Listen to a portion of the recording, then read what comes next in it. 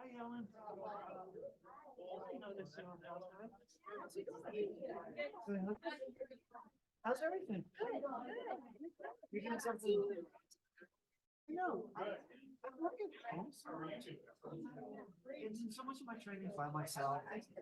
We're traveling a ton because Damon's the incoming president for Colorado Association. We also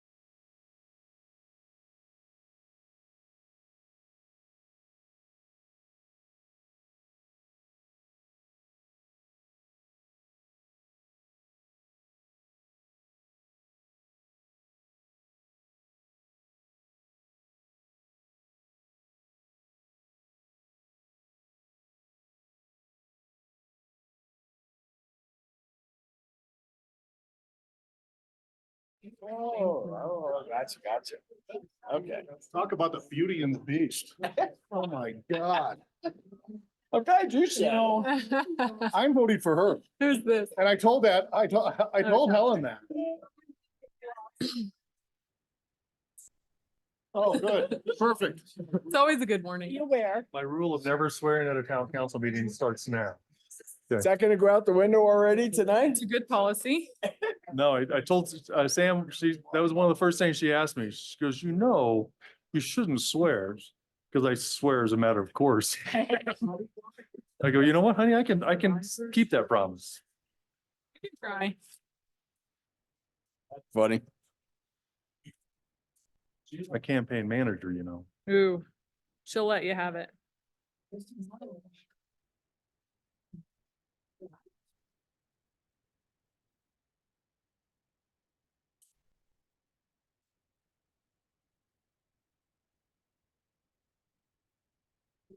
Good, how are you? good.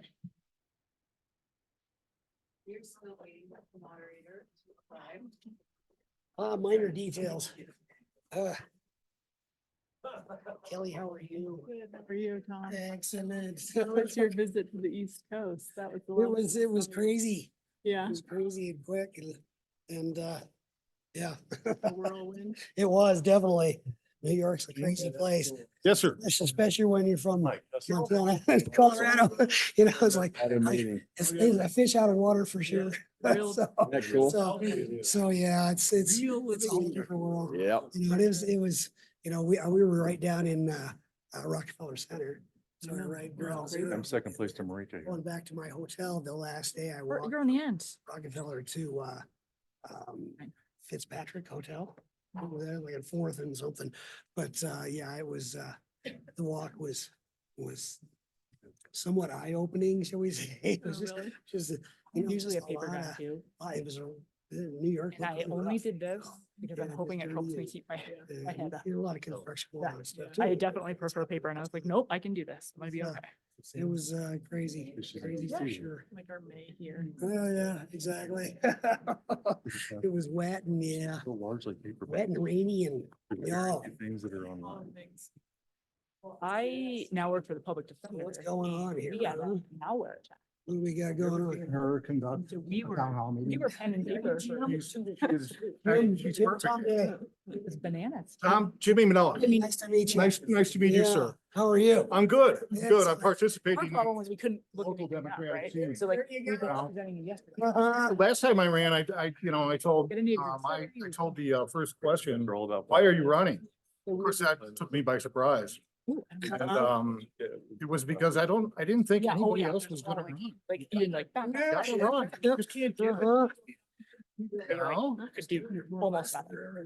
That's the deal here, huh? Yeah. Well, at least they're On it, videoing like, it, people- right? So. And then I go to we'll be- Glenwood and we'll be- Jefferson. We'll be getting out there, yeah. There's only 11 I'm a people. social worker for them. Yeah, So, so not a- I can't drive right now. so I thing, can- huh? What's the MSW? Here's maybe when we have breaking news. It's not usually good. Oh, Very loud water bottle. She worked for the sheriff's office. My kids, but- Advocates. yeah. Open it up. Cause I'm gonna go work at the factory stores. Mine. I'm still good here, but yeah, mine was like a mid-career change and I love it, but I think, yeah, if I started in my twenties, I don't think there's any way I would have No laughing. been really good. at it. And No laughing at us. Still has, very much still has a mind for it and applies it. Yeah. Applies it. Yeah. I think it becomes a way of thinking. Mm. Sure, sure. I think it's a real empathetic way of thinking. We still don't have a moderator, so I don't think we have to get ready. yet. You're gonna. Don't read gonna my start- comments. You can't, you're such a cheater. I know I'm not gonna read any, I'm throwing away all my stuff. I'm not saying anything I was gonna say. All right, I'm not. good luck. No, Yeah, I that's- have, I'm. That's pretty brave of you. I am saying exactly what I. We'll goes first because I'm on my way to I was like, looking at the Screen, he's like, I'm gonna change it all. Like, I could Oh. not change on the fly. Are you kidding? I'm changing my I mind. can barely keep track of what I have in front of Give me. me my gym pass back and I'm out of here.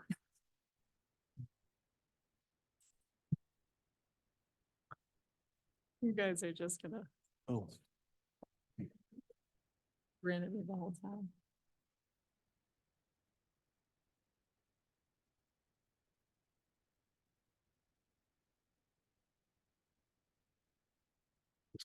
Council first or? We were taking bids on. We that. don't know. I don't know. That's what I thought, but who knows? Could moderate ourselves if Phil doesn't come. Yeah, I- I mean, if we're just doing. I intros, could pirate it. It'd be I fun. do that with some of the classes at the school.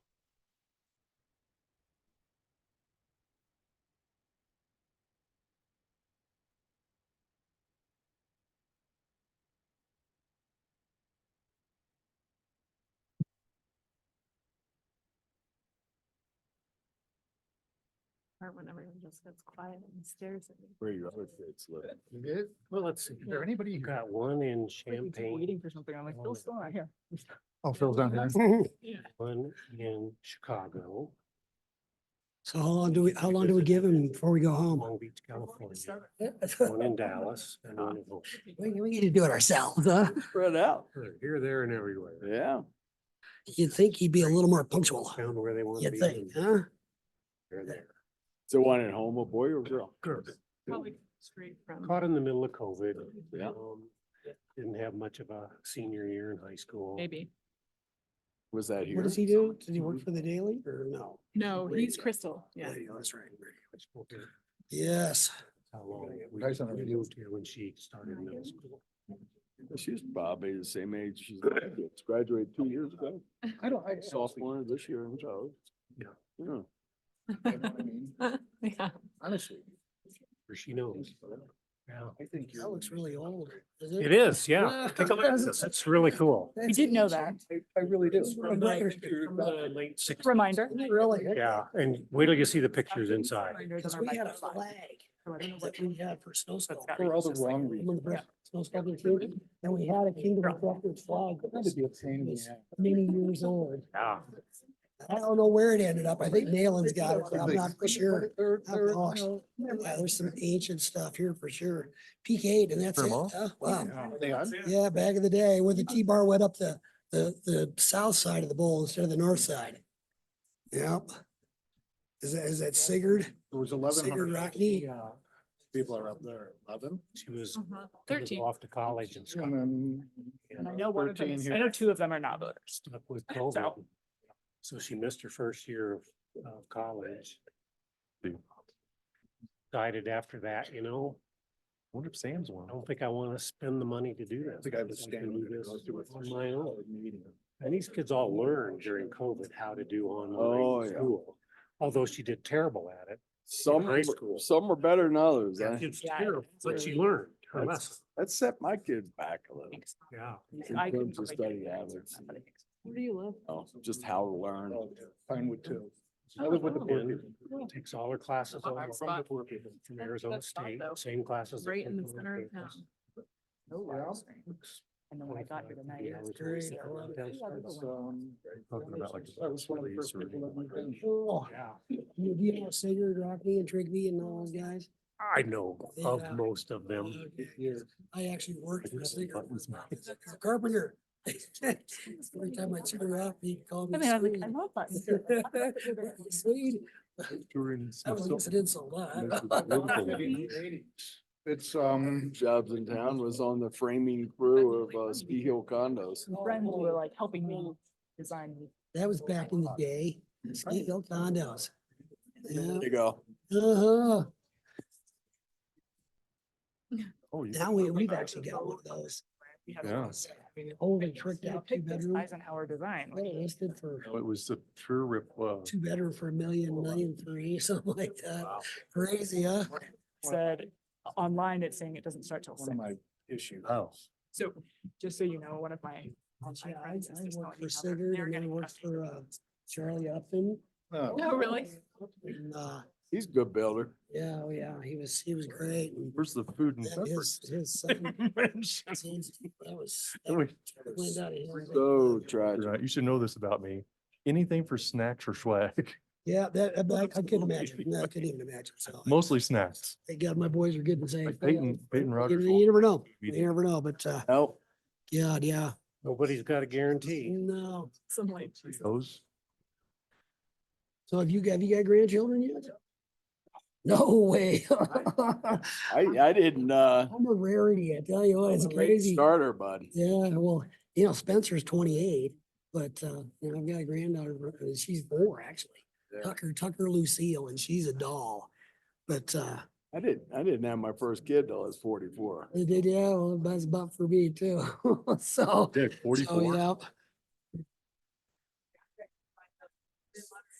Hey, Carlton, Ooh, 44? I thought I was old at 40. That's when I was 47. This is just a quick Please. announcement that the moderator's on his way. I think Mic it's even, check, mic check. mic check, mic check. Just for those who are watching on now and everyone here, that the moderator is almost here and that we will get it started as soon as he is here and ready to go. thank you, Scott. Thank Yeah, okay. Oh, well. He must have had a flat tire or something, huh? Or he forgot. Sometimes it can take a long time to get across the country. Hopefully he didn't forget about us.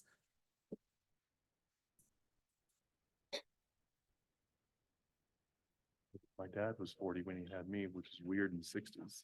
Yeah. It was like unheard of. Well, if you don't have your first kid until you're 40, apparently your longevity goes through the roof for females. Meaning, Like female has her first child when she's 40 or 41. Her lifespan is significant. so Linda was 42, so she's gonna last forever, you mean? Apparently. But it's the rumor. So the life insurance is a waste? When I was 39, I had Josh. Oh, you just missed it, Tom. Then, Blew it. and then, well, Spencer's, gosh, I was 47.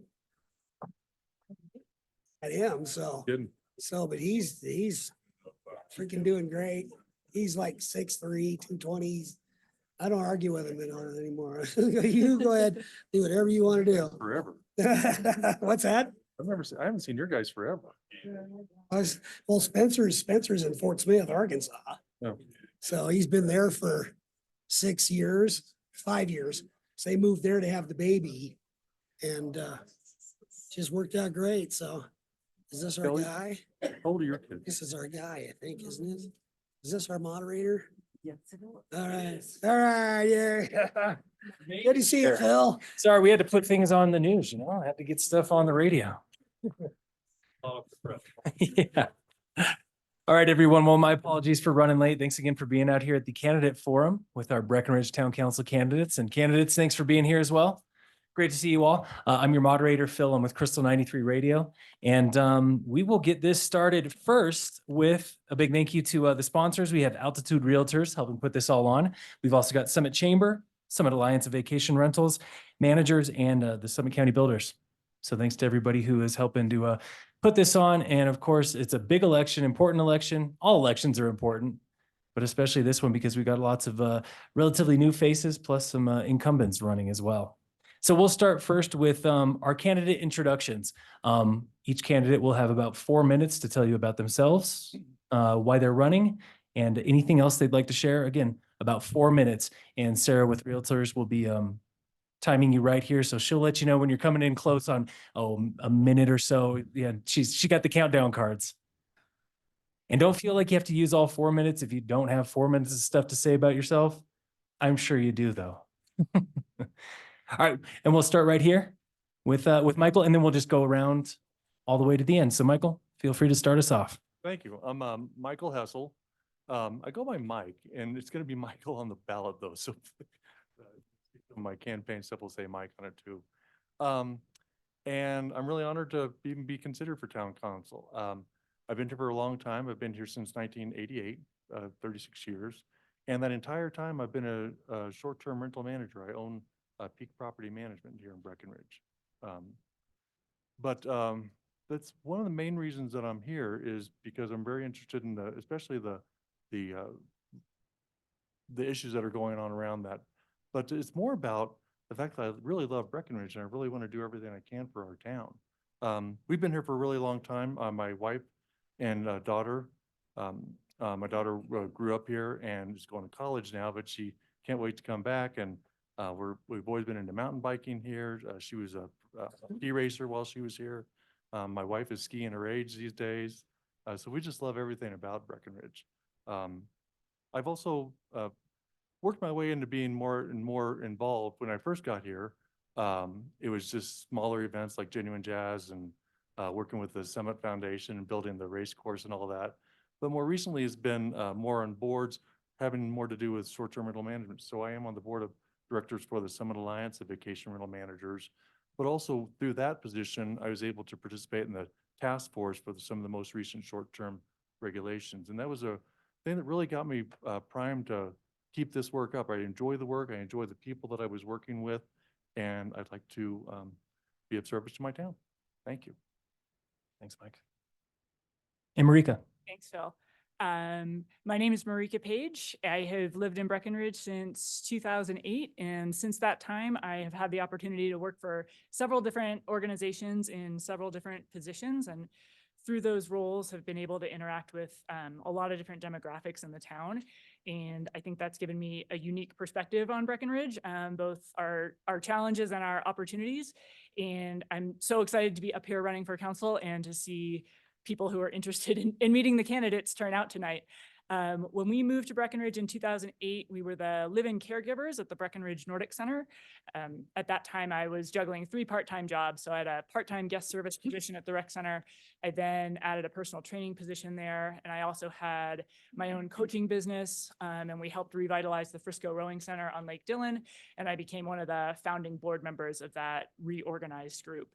In 2010, I was offered a full-time job with the town, and a few years later, we were able to purchase a deed-restricted unit in Vic's Landing. And I want to say up front, had it not been for that unit, we probably would not have been able to remain in town for as long as we can.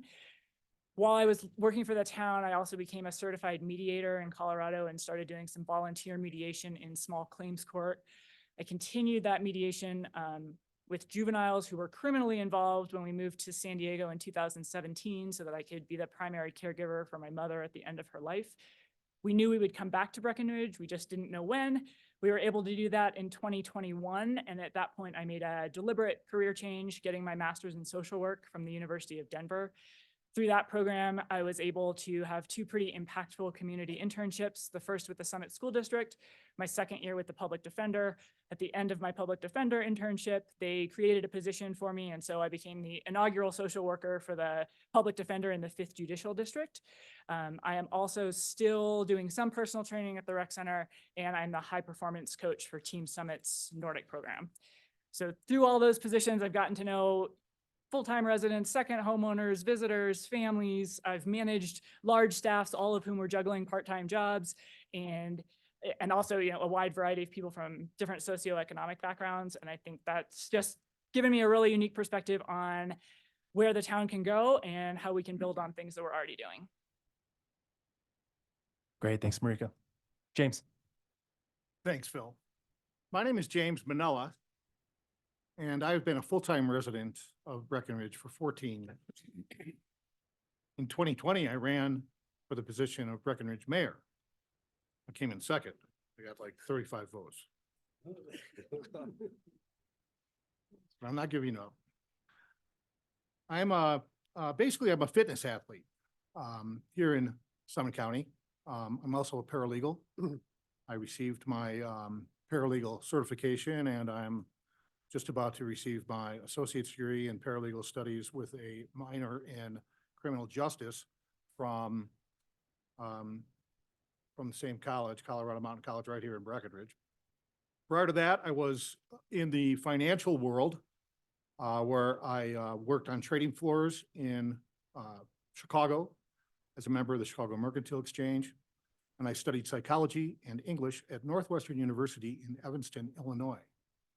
Currently, I work in civil and criminal proceedings, providing legal research and writing support to law firms, attorneys, and government agencies. My life primarily revolves around personal health, fitness, and well-being, along with community avocation and justice. I have been a downhill skier and an ice hockey player in the past, but now I'm a senior fitness athlete who is trained across the globe in many disciplines. I recently returned from a training session for 30 days in the famous Muay Thai training camps in Thailand, where I trained alongside some of the top fitness athletes in the world. And like a lot of you, fitness is a big part of my life. It's a big part of Summit County. It is the antithesis of what I think and what has received a lot of attention recently in the news. It's the antithesis of the alcohol, marijuana, and cigarette culture that has pretty much pervaded our community. I am excited, if I were to be given the chance, to direct our community in a different direction, offering our youth especially alternatives to the distractions that they currently have today. And I see these distractions in my classrooms at Colorado Mountain College, where I interact with my peers, my fellow students, and I see the struggles that they have. And I think if we offer them an alternative, something that will promote self-confidence and self-reliance, I think that that would be a worthwhile way to spend our town resources instead of spending our town resources in some of the ways that I disagree with. But I would also like to preface that by saying that I appreciate the work that Eric and the town council has done. They've done a lot of work to build this town. They are men of vision, and just because I don't agree with them on some of the social or political stances doesn't mean that I don't respect them, because I have a lot of respect for people that have a vision and then they build it. And that's what Eric did, and that's what his administration did. And thank you very much. Glad to be here. Kelly. What Jeffrey would say, anything for the kids. We agree with that, absolutely. I'm Kelly Owens. I'm currently on the Brecktown Council. I have been for 5 years. I've been the mayor pro tem for 2 years and am currently basically the acting mayor, since no one knows what mayor pro tem means. I'll give you a little bit of my background. I was born in Colorado, raised here. I went to Colorado College in the Springs to play soccer, but also study ecology. During my time there, I had the opportunity to go to Nepal and Tibet and study really the impacts and benefits of tourism on small communities. And that's what sort of lit my fire and led me to where I am today. When I came back from Nepal, I moved to Alaska for a couple of years and really did the same thing.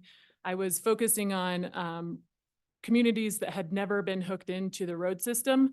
And so we were evaluating benefits and impacts of that and new recreation projects. During my time there, it became clear that I really need to go back to school. So I moved back to Denver and got my master's in biology at the University of Denver, which led me to the Pikes Peak region where I was studying, and ultimately to Summit County to work for a company who does environmental impact statements for recreation projects on federal land. And I really decided that that was my passion, because environmental impact statements really look at the community as a whole. It's everything from socioecon to parking, congestion. It really looks at relationships and the whole ecosystem of a community. And then the flip side of that, obviously, is the biology, trails, and impacts to like wetlands, wildlife, forest health. And so that whole perspective was what I was really passionate about. While being in Summit County, I lived for 16 years in the Wellington neighborhood. And as you do in the Wellington neighborhood, had all of my kids there. I also just adopted a husky, 3 years old, kind of a COVID baby, and she has all kinds of her own picadillos. So we have an interesting life right now, but it's really fun. And it's, you know, it just reaffirms on a daily basis why we live here.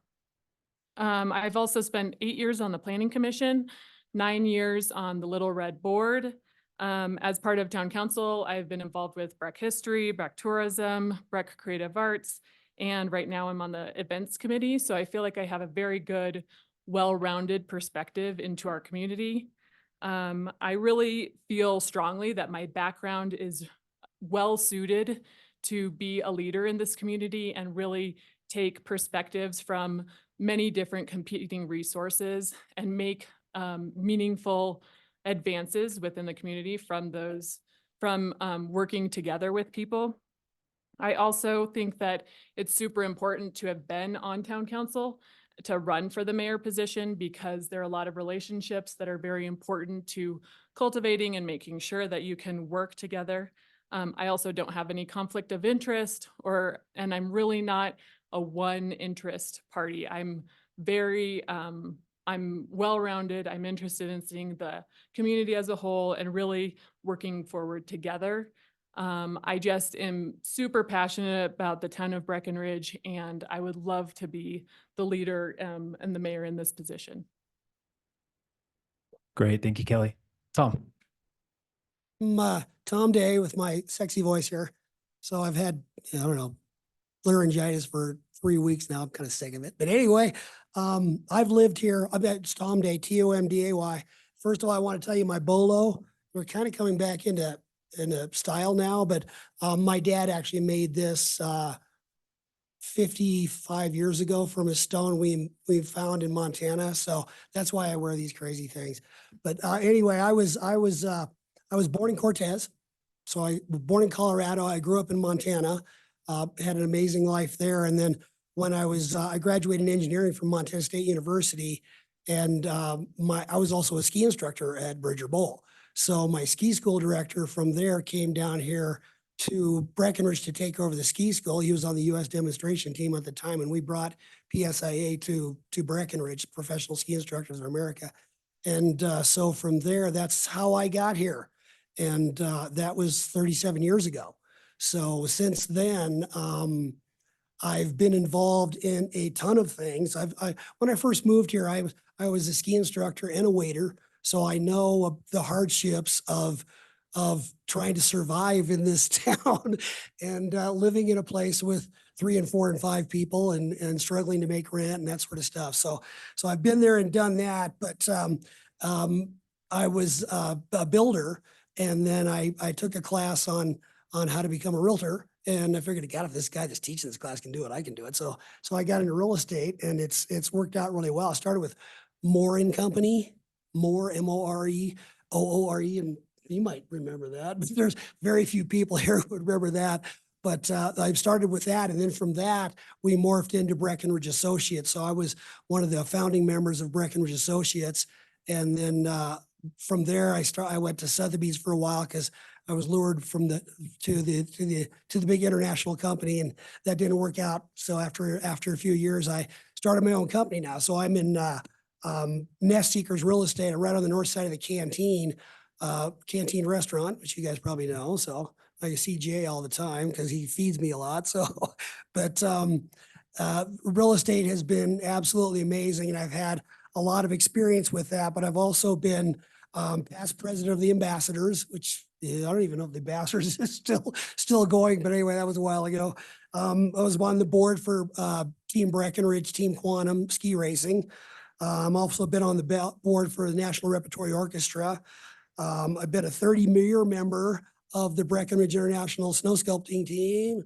So you guys have probably seen those, and I've been very fortunate to go to Italy and do competitions, and to do Alps competitions in the Alps of France. So that's been amazing. I was also a football, soccer, and ski racing coach, and a volunteer guitar teacher. So I play guitar and banjo and mandolin, and I taught guitar for young kids for free. So I've done that for for Upper Blue Elementary and for the National Repertory Orchestra. So that was amazingly fun. I've got 2 boys that I raised here. Joshua is actually a senior this year, and he's getting ready to graduate. And then my 28-year-old lives in Fort Smith, Arkansas, and he has my first granddaughter. Her name's Tucker Lucille. And she's absolutely gorgeous. So anyway, I want to be mayor because after 37 years of living here, I've really come to know Breckenridge and the people well.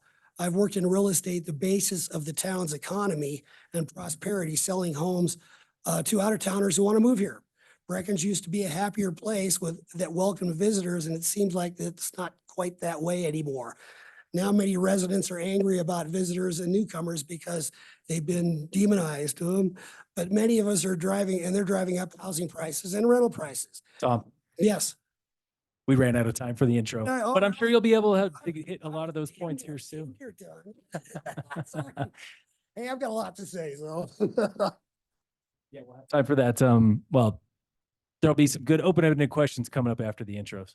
Perfect. Thank you. Thanks, Tom. Steve. I'm Steve Gerard. I don't like talking about myself, so I'll give back some of Tom's time. I'm just going to start with 25 years ago, my wife and I decided this was going to be our last stop in life. We started planning for a move out here.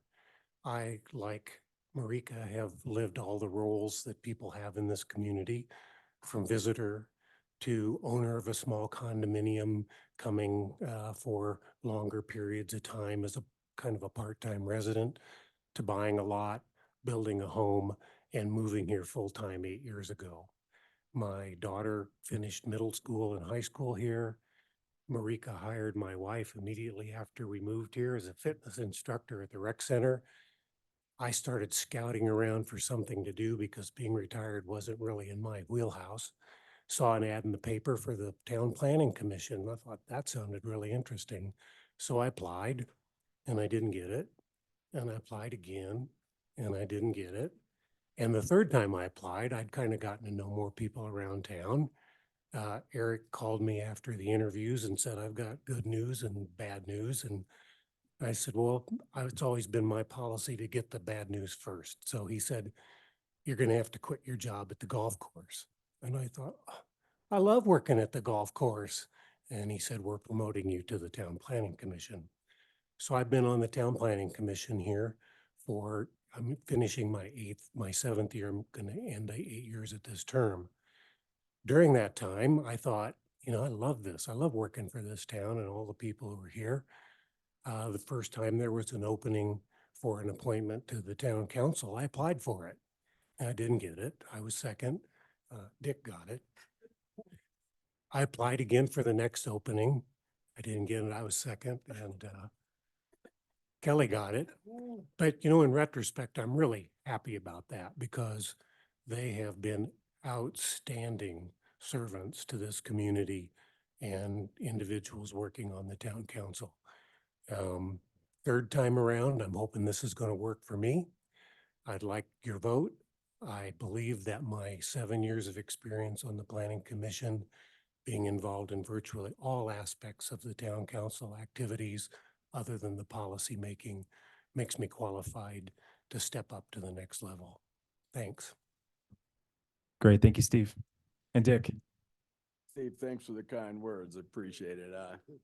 Dick Carlton, I moved here in 1980, grew up back east. After college, was kind of bouncing resort communities a little and ski bumming or whatever, and came here for a season and it's home. So feel very grateful for that. I was raised by a mother who was always very active in the community and volunteered a lot. So that was kind of part of me from the beginning. And it started here in the early 80s when I volunteered for the BOEC. And that was very impactful on my life. And then went on to broaden that into, I served on the board of the BOEC for many years and since then have served on numerous boards and including the Summit Foundation, the BTO, was one of the founding board members of the Breckenridge Restaurant Association, and HOA boards and school boards and all kinds of things like that. My work life has, started working at Mikasa as a server for my current business partner in 1981. That kind of grew into management and then I had an opportunity for ownership in the mid 80s-ish. And we're still partners this day. We just sold Mikasa a little over a year ago after 41 years of running that together. I've always been kind of the operations guy and Alexander has been more of the investor since the beginning. So that's our relationship. So I'm very in tune to the challenges of our workforce, the importance of the small business community and, what our role up here is for that. We currently have the Hearthstone restaurant we've had for 35 years now. We had a restaurant in Keystone for 5 years, a catering company for 18. So, it's been a fun run in my business life. So far as community service, it's something I believe in. I love the community. I always swore I'd never be on town council. I had to eat those words quite a few times, but I was always active on kind of the second level. And, I saw an opportunity to be appointed 6 years ago and felt like it was the right time. I've really enjoyed it. I try to work hard and understand the issues from both sides. I try to listen to people with both sides of input on issues. And that's very important. One of the things I think is so important in leadership in this community is balance. I think we have so many things that are so important to Breckenridge that we have to balance. We have a vibrant business community. We have our nonprofits that bring such quality of life, and arts community that we want to see thrive. We have recreation, open space, trails. There's many parts to it, and it can be tricky at times to balance all of those priorities at once, but it's something that's incredibly important. I experienced the Forest Service and Kelly's work she touched on. I was appointed to a committee that the Forest Service put together during their scoping policy of Peak 6. And we were studying the social and economic impacts to the community of that expansion. So that was a great experience for me. I hope you'll support me. I think the experience and the longevity in the community are important, and appreciate you being here. Not a second to spare. Well done. All right. She's good. I was watching. Well, let's get into some of our, so the format we're going to do today, you got your introductions, you met the candidates a little bit. Now we'll get into, I've got a couple questions to ask, and they'll have 3 minutes each to answer these questions. And they're pretty big picture questions. So you'll have plenty of, time to talk about, well, your priorities for the town, what you do if elected, and some other vision stuff.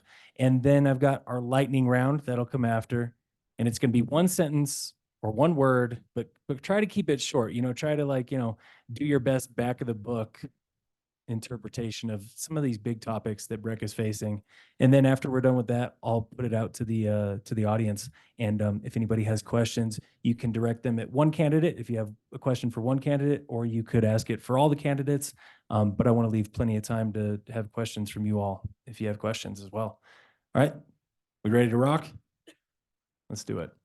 And Tom, let's start with you since you had since we had to cut you off halfway through your stuff. So we'll start with Tom, and then we'll go Kelly, James, Marika, and we'll just kind of circle back around to Dick and Steve at the end. So first question then for everyone, your top 2 priorities if you're elected. Top 2. Okay. so We three could here. do 3. I know I sent you guys top 3. So top 3, but if you got to pick just 2, I want you to focus on, just 2, because you only have 3 minutes. You got 3 minutes. So Tom, yeah, we'll start. If elected, your top 2 to 3 priorities as Okay. mayor. Number 1 would be to end the short-term rental restrictions. Because I sell real estate, and I've been on the front of what's going on. I just had a sale on Highland Terrace, a house that's here in town, Victorian home, really nice home. And we had it on we put it on the market just after the short-term rental restrictions went into effect. And we put it on the market at 4.4 million, which at that time was market value for that. And because of some things that happened, we closed on it last week for $2,850,000. And I had people tell me that they said, if I could rent this property, I'd buy it. And they would have done it a year and a half ago. So that's just an example of what's going on. So, and also, I think that I would like to really focus on affordable, long-term rental housing, because that is what we need for our ski instructors, for all of our employees. And that's where we're missing the boat. We're doing all this workforce housing, which is great, and they're buying stuff, but there's so many people that come here for the season or come here for 2 seasons or come here seasonally, and they can't afford to buy a house. So they want to be able to rent something. And it's disgusting where people are living. I mean, there's some stories that I know of that are just terrible. So that's my 2 big things. All right, great. Kelly? Thanks. So while I appreciate your suggestion to go from 3 to 2, I'm actually, we already have the priorities. And we're very fortunate in this community that we have the Breck Tourism Office that has been instrumental in pulling together the public to give feedback on what the priorities for this group is. So while we may have our own personal agenda, it's very clear from the community what we're meant to be doing up here. And so that's actually broken into 4 priorities, but I'll go ahead and lump the last 2 so that it goes to take- at least 3. You can take 4. Why not? All right, that's all right. I can lump the last 2. So the first priority is a year-round economy, which obviously our small business community and the Breck Tourism Office has done an amazing job at. So really it's our business to make sure that we're tweaking things and listening to feedback from community members and listening to feedback from visitors to make sure that we have a robust year-round economy. But that's really well established. And we just need to keep making sure that we are supporting that. Second is fiercely protect the authenticity, the authentic character of Breckenridge. And that has many, many bullets underneath it. But one of the primary bullets and most important focuses, again, determined by our public, is that we have people who live, work, and recreate in the community. So that has to be a priority for us. The third, which I'm lumping, is kind of all about sustainability and congestion, which is fewer cars, more boots. That means more walking, more transit, and electric bikes. And then also leadership and sustainability, which we have a great plan. We have absolutely the best staff in probably anywhere for sustainability. And so we will just continue to support them and make sure that they have the tools they have to do the job. And our community is just depending on us to make sure that we are representing them fairly. Great. Thank you, Kelly. James, top 2 or 3 or 4 priorities, whatever you could fit into 3 minutes. Well, my own priority is to lead by example in a ethical and moral fashion, and make sure that the residents are centered in every decision that comes before the council. I don't mean to be disparaging to people that are supportive of business. I just happen to be more supportive of residents. And I think that the government in Breckenridge has spent a lot of time and a lot of money, and not only the town's money, but there's been a lot of money given to the business community, and the business community is doing very, very well. So my priority would be to put the resident first. Every event or any type of plan that is going to impact the residents in any way would be, if there was consensus that the residents would be impacted adversely, we would study it and in 9 times out of 10, vote in favor of the resident, in my viewpoint. I would take the town in a different direction, in a different path towards tomorrow, away from marijuana, which I think was a terrible mistake, away from marijuana, away from alcohol, away from drugs, and away from the reputation that this community has gotten because of these. It's a moral, for me, it's a moral thing.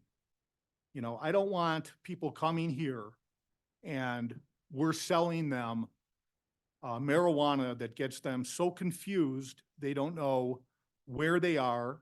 We've had people that we've had in the past that have done so much marijuana that they've gone to their hotels and they've killed themselves.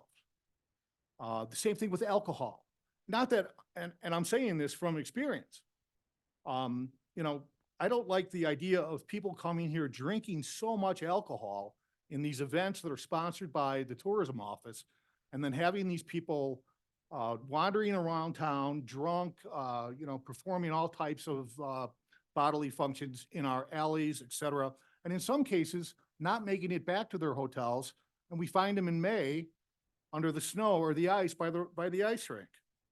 The other thing I would do is I would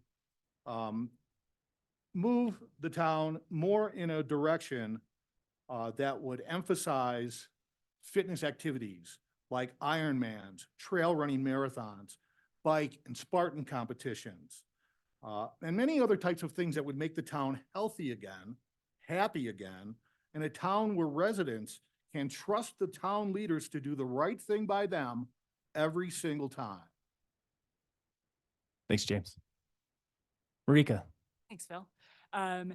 So it's hard to predict exactly what issues will come before council in any given term, but in conversations with the community, things like traffic, livability, and the arts district are topics that come up frequently.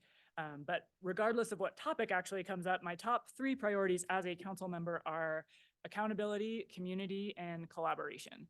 So accountability, are we continuing to be guided by the 4 goals of the destination management plan that Kelly just laid out? Are we able to explain the choices we made and how they relate to those plans, or how we prioritized things within that plan? Are we reaching beyond the people we usually talk to get input? Are we actively courting newer and more established voices when we look at a particular issue? My background in mediation and in social work makes me partial to community solutions where we dialogue and compromise in ways that allow the community to feel both heard and to benefit. And I know existing council's probably like, we don't have that kind of time on every topic, and I get that, but I think we can approach things with that in mind. I don't think everyone will ever get exactly what they want all of the time, but I would like to have that role in introducing people across demographics and soliciting creative ideas. For example, the Arts District Steering Committee is currently working with stakeholders both inside and outside the arts community on a blueprint on how arts organizations can work together and respond proactively to the community's needs for spaces and scheduling and what they want to see. And I think from the perspective of some of those arts organizations, they're so eager to have a seat at the table and help shape the future of the arts and the cultural initiatives going forward. Many of these groups already collaborate. The library and the Eclipse Theater on the Book to Movie Club, BIFA and Open Space bringing arts into the natural environment. And those are just ways that two groups that may not interact are having an opportunity to get to know each other and to hear what's important to people that they may not come in contact with regularly in the community. And so just having those conversations can help groups focus on things they have in common rather than things that divide them. Great. Thank you, Marika. Mike. Oh, I think I might go with 3. We'll see. And I don't want to give you the impression that I'm only here about short-term rentals, although I'm at this point an expert in the field. We're called upon quite often, and that's one of the main reasons I got so interested in this. But that's one of my first priorities. And it's not going to be necessarily to repeal anything, but I believe there's absolutely, and in working on that task force, I really do believe there can be a balanced solution.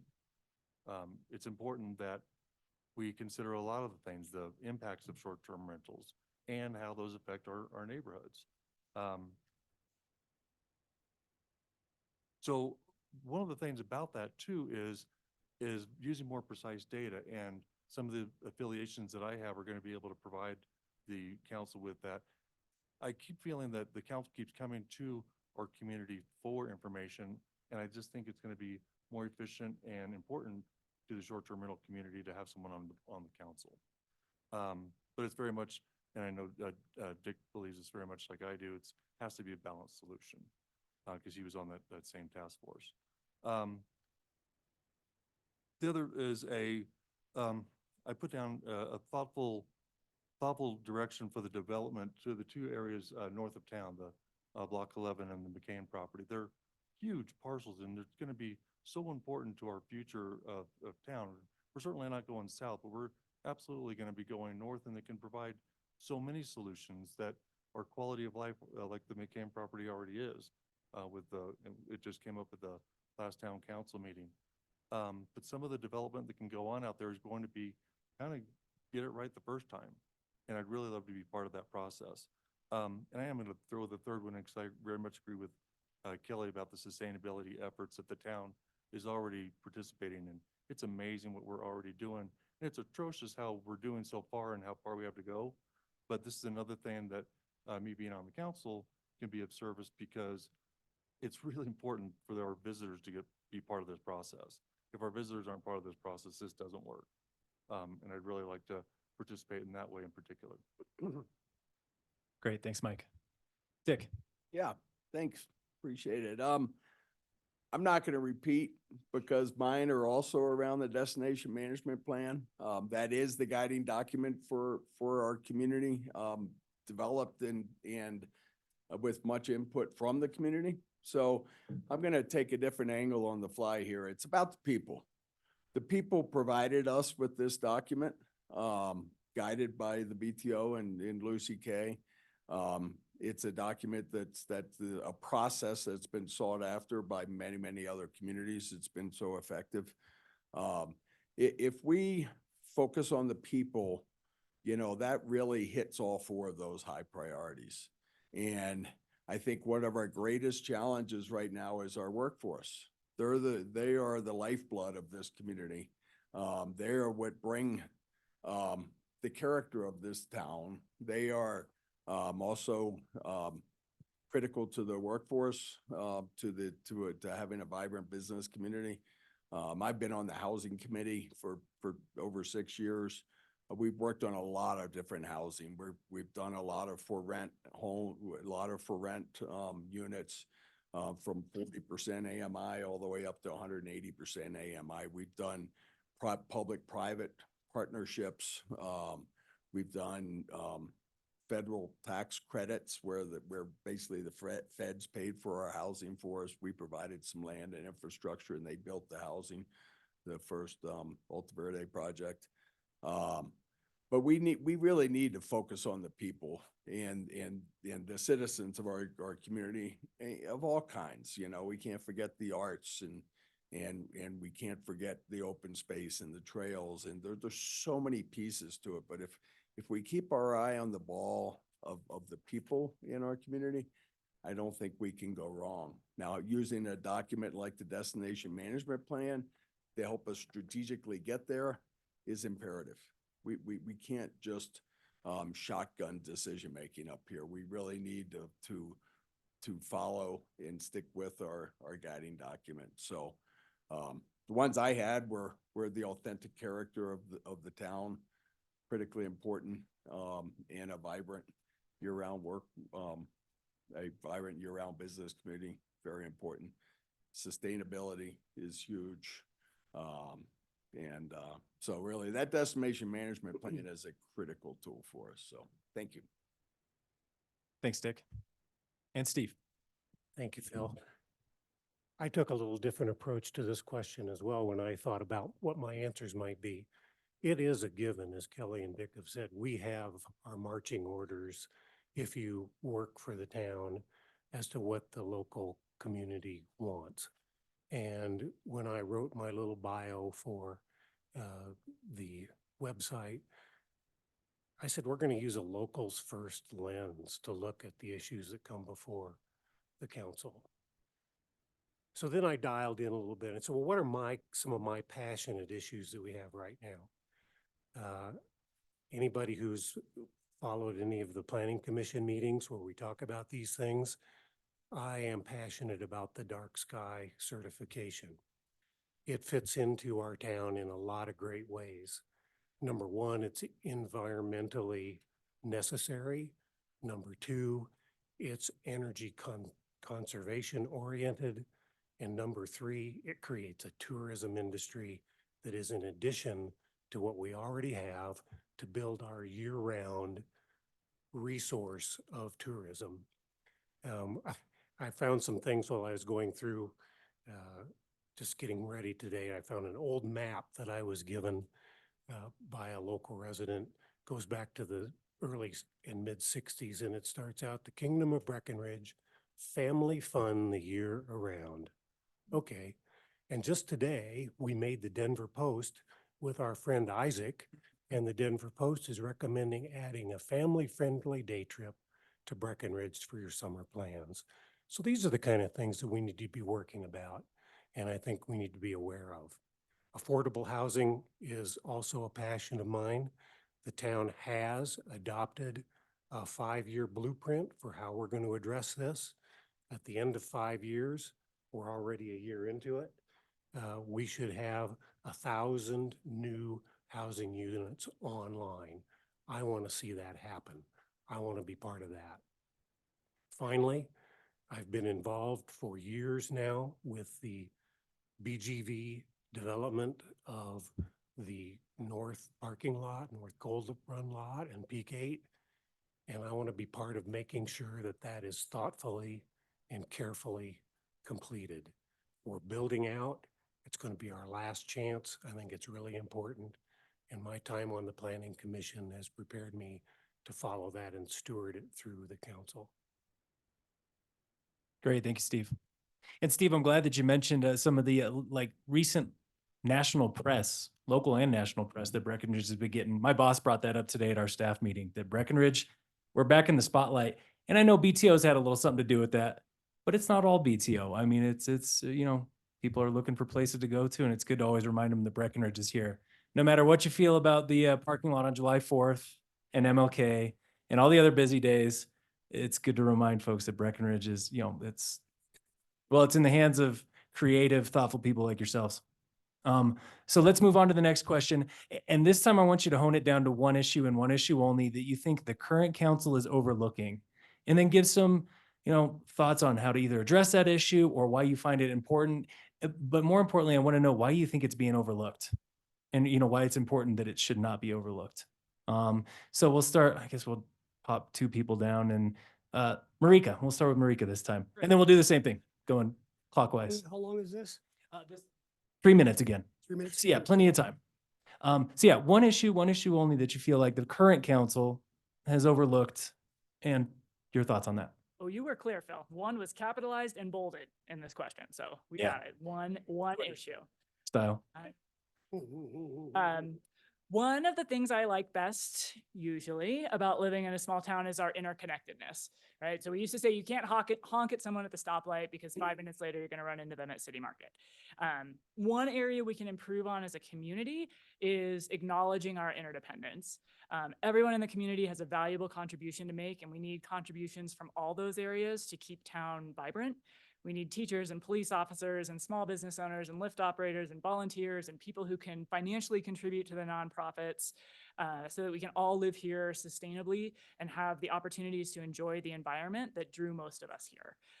The main reason I'm running for council now is my concern around the increased siloing around town.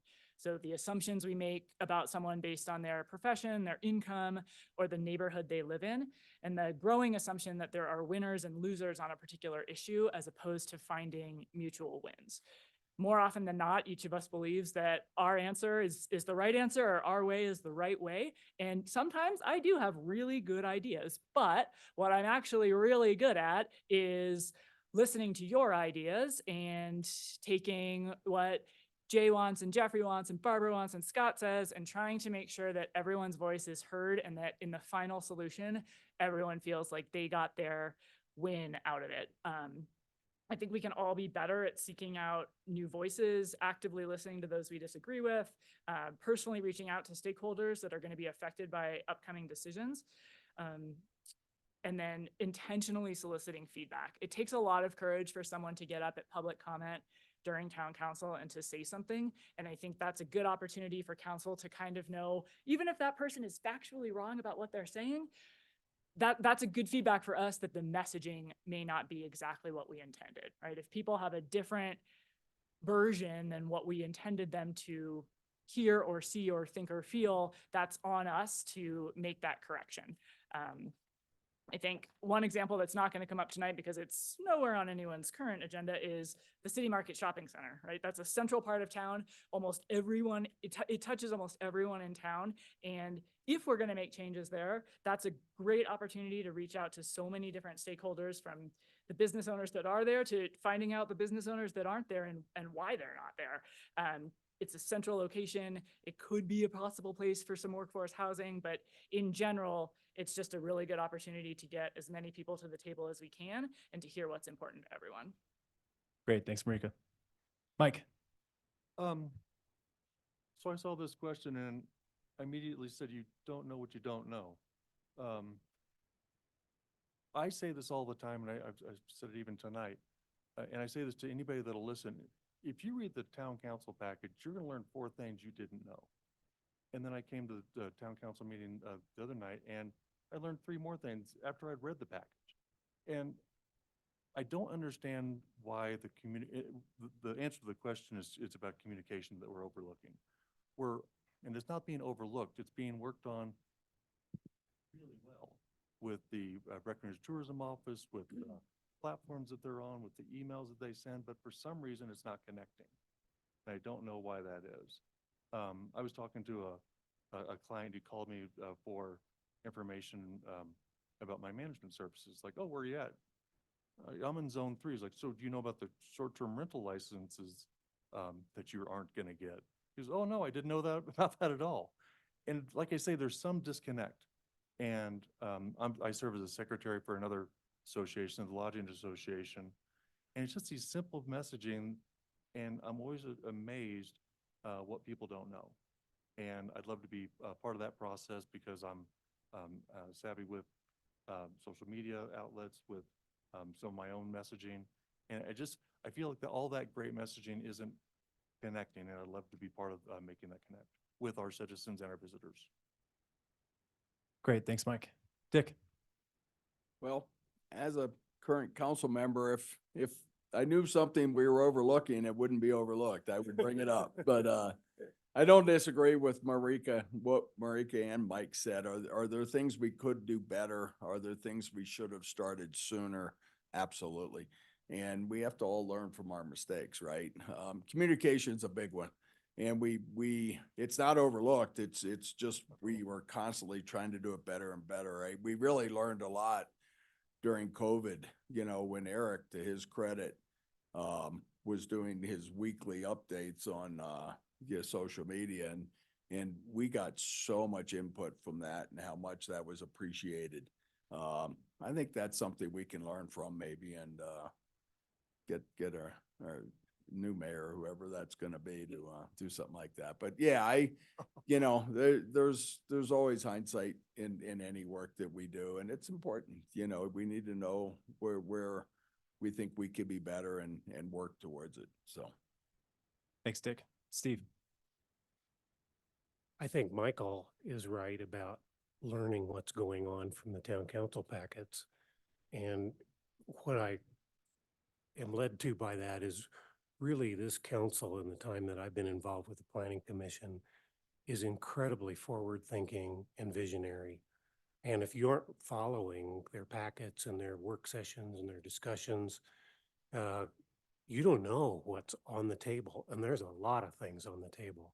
So this was a hard question to answer, because I think everybody is looking forward and there isn't much flying under the radar. One of the things that I think I would try to bring to the table is to, and I haven't heard anybody talk about this, update our town vision statement. The town vision statement was completed in 2002. The lead part of it's right there on the wall over there. And I think it would be a great thing, and this is going to come back in a question that I'll answer later on about being 4 years or 8 years down the road. I'd like, on the 25th anniversary of that vision plan, to roll out the next one for the next 25 years. Okay. Great. Thank you, Tom. Oh, okay. I'm gonna hit my timer here just so I don't screw up. Okay. I there's probably people here that are gonna get mad at me about this, but I think the short-term rental restriction thing is just, I think it's really bad policy. I think it's something that should be repealed. I think that what it's done, it's pissed a lot of people off. It has changed property values all over the area massively, whether it's positive or negative, if you're a rental property, your properties are going through the roof. If you're not a rental property, your property's values are going down, and you're getting sued big time. So I think it was a giant mistake. And I've got so many examples of properties. Here's another example I've got. So we had a Gold Camp condo up on Peak 8 that we sold a couple of years ago for $815,000, which is $1,000 a square foot for a 2-bedroom condo. It was tricked out, but the town of Breckenridge bought that. And then they turned around and sold it. And apparently, I don't know if they took the deed restriction on, but it's deed restricted anyway, because you can't rent the property now anyway. So they sold the property for $530,000. So that's almost a $300,000 hit that the town took on selling this property. So as far as I know, I'm right on that.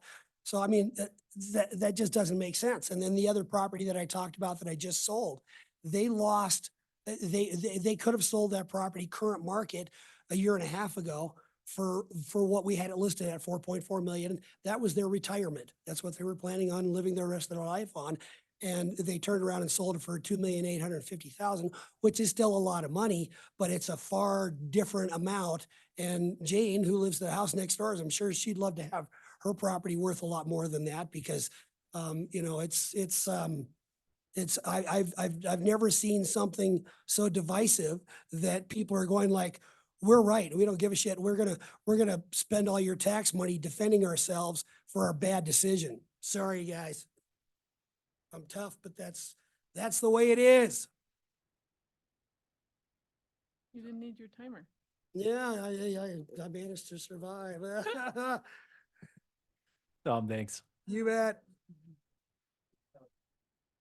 So I appreciate everyone who spoke on communication, because I was going to try to slip in 2, but now that you guys have already talked about communication, I can go with my 1 again.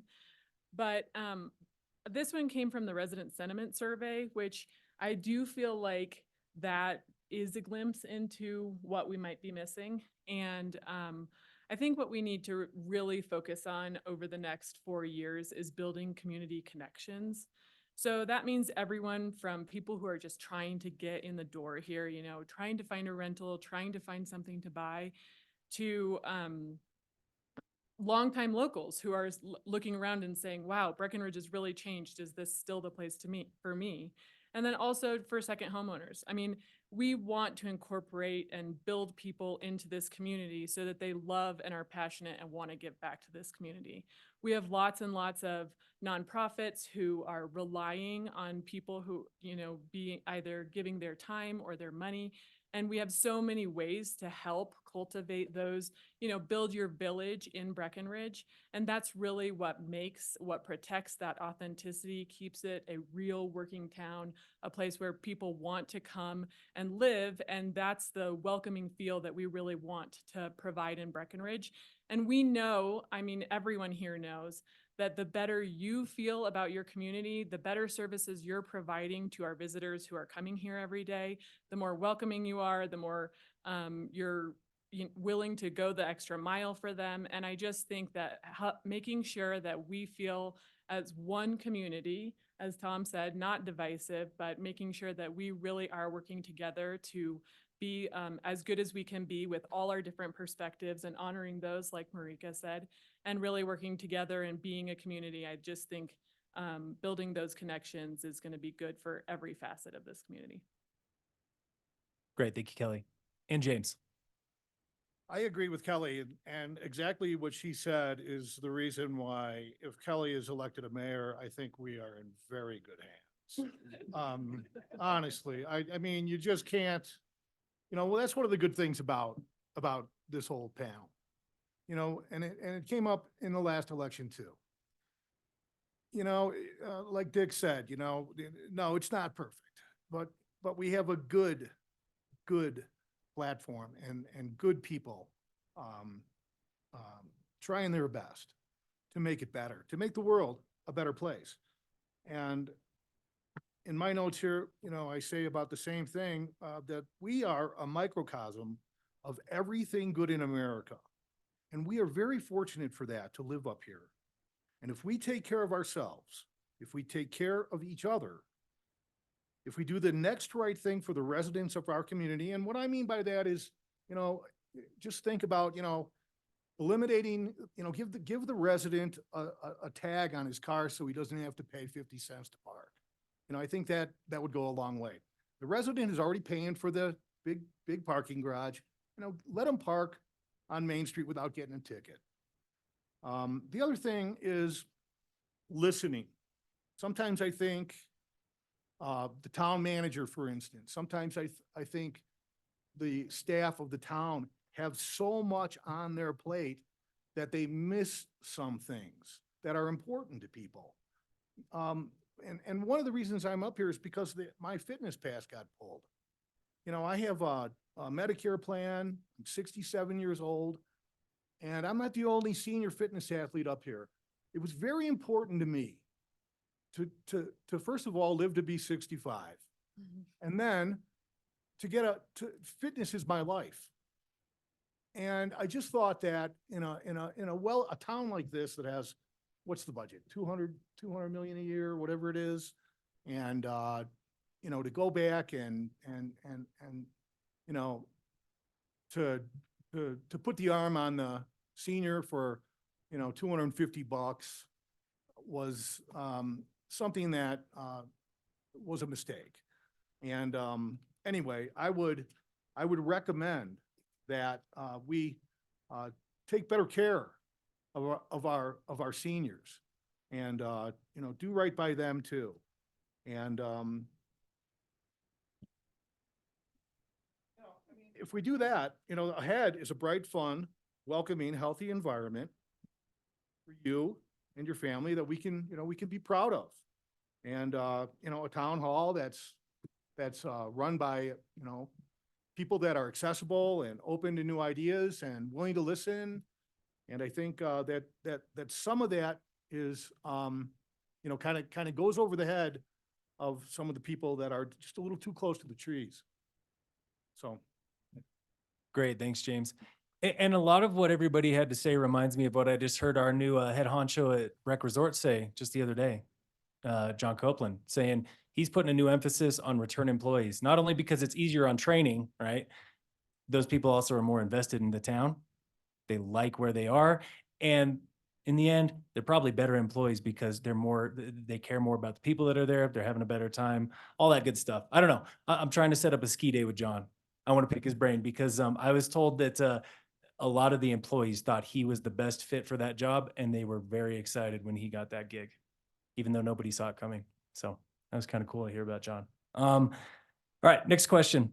And this time I think we'll start with, I don't know, who you start with last time. We'll start with Dick this time. Breckenridge in 4 years, 8 years, and how you see yourself helping the town get there if elected to council. So yeah, looking out a term, 2 terms, and how you fit into it. You bet. Well, I'll be term limited after one, so I won't. 4 years, I think we're gonna see a lot more housing inventory. We've got a lot in the pipeline and a lot coming to fruition in that period of all different kinds of for rent, for sale, many different income levels, you know, it's geared for. I think we're gonna see progress on our Blue River pathway, which involves, you know, some of our materials management and really having another corridor and really trying to take advantage of the beauty of the Blue River running right through the center of town. I think that's been an underutilized resource and it's something I hope in 4 years, we should have made some progress there. I think our brand, from a business standpoint, I think our brand will continue to be strong. I think that's one of the most important pieces for this community to thrive in a tourism industry. And I think I watched the BTO and I'm on their board and I think we're doing the right things there. Some improvements to congestion with a new roundabout on French, which it's not done deal yet, but I'm hope is coming. You know, I think we'll continue to make investments in our open space and trails and really enhance that part of our lives that's so important. In 8 years, I hope to see a new approach to our grocery challenges. You know, that's a little bit out of the public sector's realm, but we can certainly, we have tried to facilitate some fixes and just haven't gotten there yet. You know, I think at that point, the base Peak 8 will probably be close to being built out. The Wellington neighborhood will be built out at that point, I think. I think the Block 11 and the McCain open space, that's really mostly what's left out in McCain is open space, which I think is really important. Yeah, so housing, my role, you know, I think from the next 4 years, if I'm elected, and I hope I am, is to work hard and really see all sides to the thing. I know I said this before, but is to really do your homework and read the packets and make thoughtful, strategic decisions and put in the work it takes to do that. So, and I'm committed to do that. So, thank you. Dick, thanks. Steve. In 4 years, I think we will see what the ski area base is going to finally look like. I think we'll know what Block 11 is going to look like, the McCain property is going to look like, and we'll have a better idea of the build out of our community. I think we will continue to lead the state and maybe even the country in green building and net zero development, which is going to drive our workforce and affordable housing projects. At the end of the 4-year period, we'll be at the end of our 5-year 2022 blueprint for workforce housing, and I think we'll see where we are there, hopefully with our anticipated 1,000 new units. And I don't want to blame Dick for this, but he must have looked over at my notes because I said 8 years, new grocery store. I did not. So those are all the things. And how am I going to help this? It's my plan to be a faithful steward of the community that I want to live in for the rest of my life. And I think being a good listener, being prepared, I don't have a dog in the fight on any issues that this town faces other than to look at it and to look out for my neighbors and their best interests. Great. Thank you, Steve. Tom? Yeah, okay.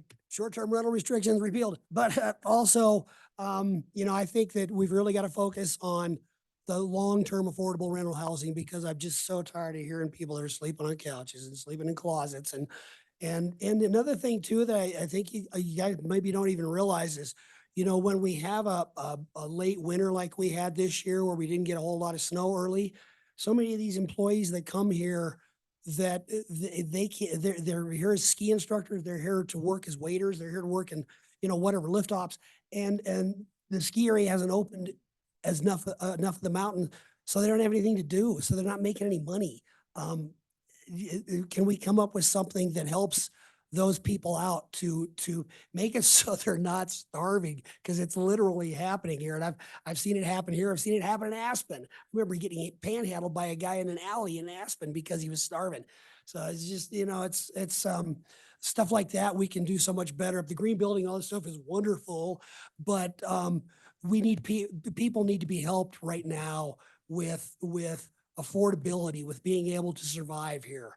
And you get these J1s and stuff that come from South America that are promised a place to live and they get here and they can't find one. It's really something that I think we massively overlook. So I would love to help with that. Okay. Tom? Kelly? So municipalities are relatively slow moving ships. So what's going to happen in the next 4 years has already been in the pipeline and under construction for quite some time. So, like everyone who's spoken about the 1,000 new units, of course, that's the top priority and one of the most exciting things that's going on. And I don't know if we've really started talking about it like this, but we're building another Wellington neighborhood. So I feel like that's something that everyone can get excited about. That's going to be out on Airport Road. And of course, one of the projects that will be happening over the next 4 years that I'm most excited about. Another thing is that we still have a crushing wait list for infants for childcare. So while we do have a state mandate that says everybody should be able to get preschool slots, and the schools district has really filled in to provide more slots, we still have a ton of infants and toddlers on the wait list. So we'll obviously be looking at, can we get a sustainable model of childcare where the toddler or the older kids aren't paying for those younger kids, or will we have to, as a town, come together and make sure that we can get more of those infants and toddlers in care? We're looking at some micro transit could be really awesome. Hopefully if you're, a mile and a half away from a bus stop, that you can get a smaller shuttle to come pick you up at your home and drop you at a bus stop so that you can avoid using your car, which I feel like is such a benefit, not just to congestion, but also just to quality of life. Our delivery service that we're kicking off a pilot for and has been spoken about will not only benefit, there will be way less trucks idling in the middle of town, but also it's going to really have an impact on the Riverwalk, the rec path as a whole, and getting all those trucks, including trash eventually as we roll out trash and compost, will allow us to sort of reopen a walkable main, which was very successful during COVID. So I think that'll be something that's really exciting for the future.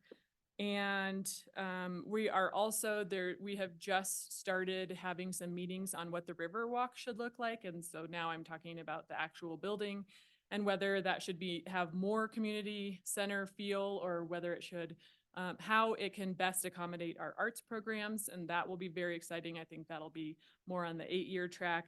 We're always expanding our fiber. Nobody really wants to be on Comcast because it's not reliable and it's slow.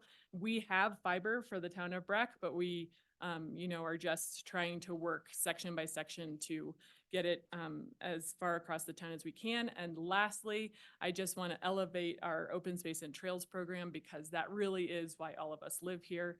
And so I think that we will just be looking for better ways to, that's all I can say.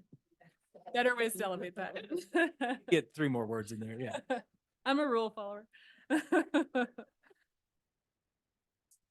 James. 4 to 8 years.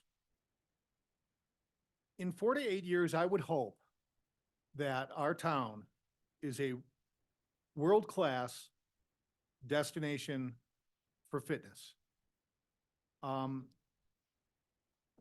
Aside from, what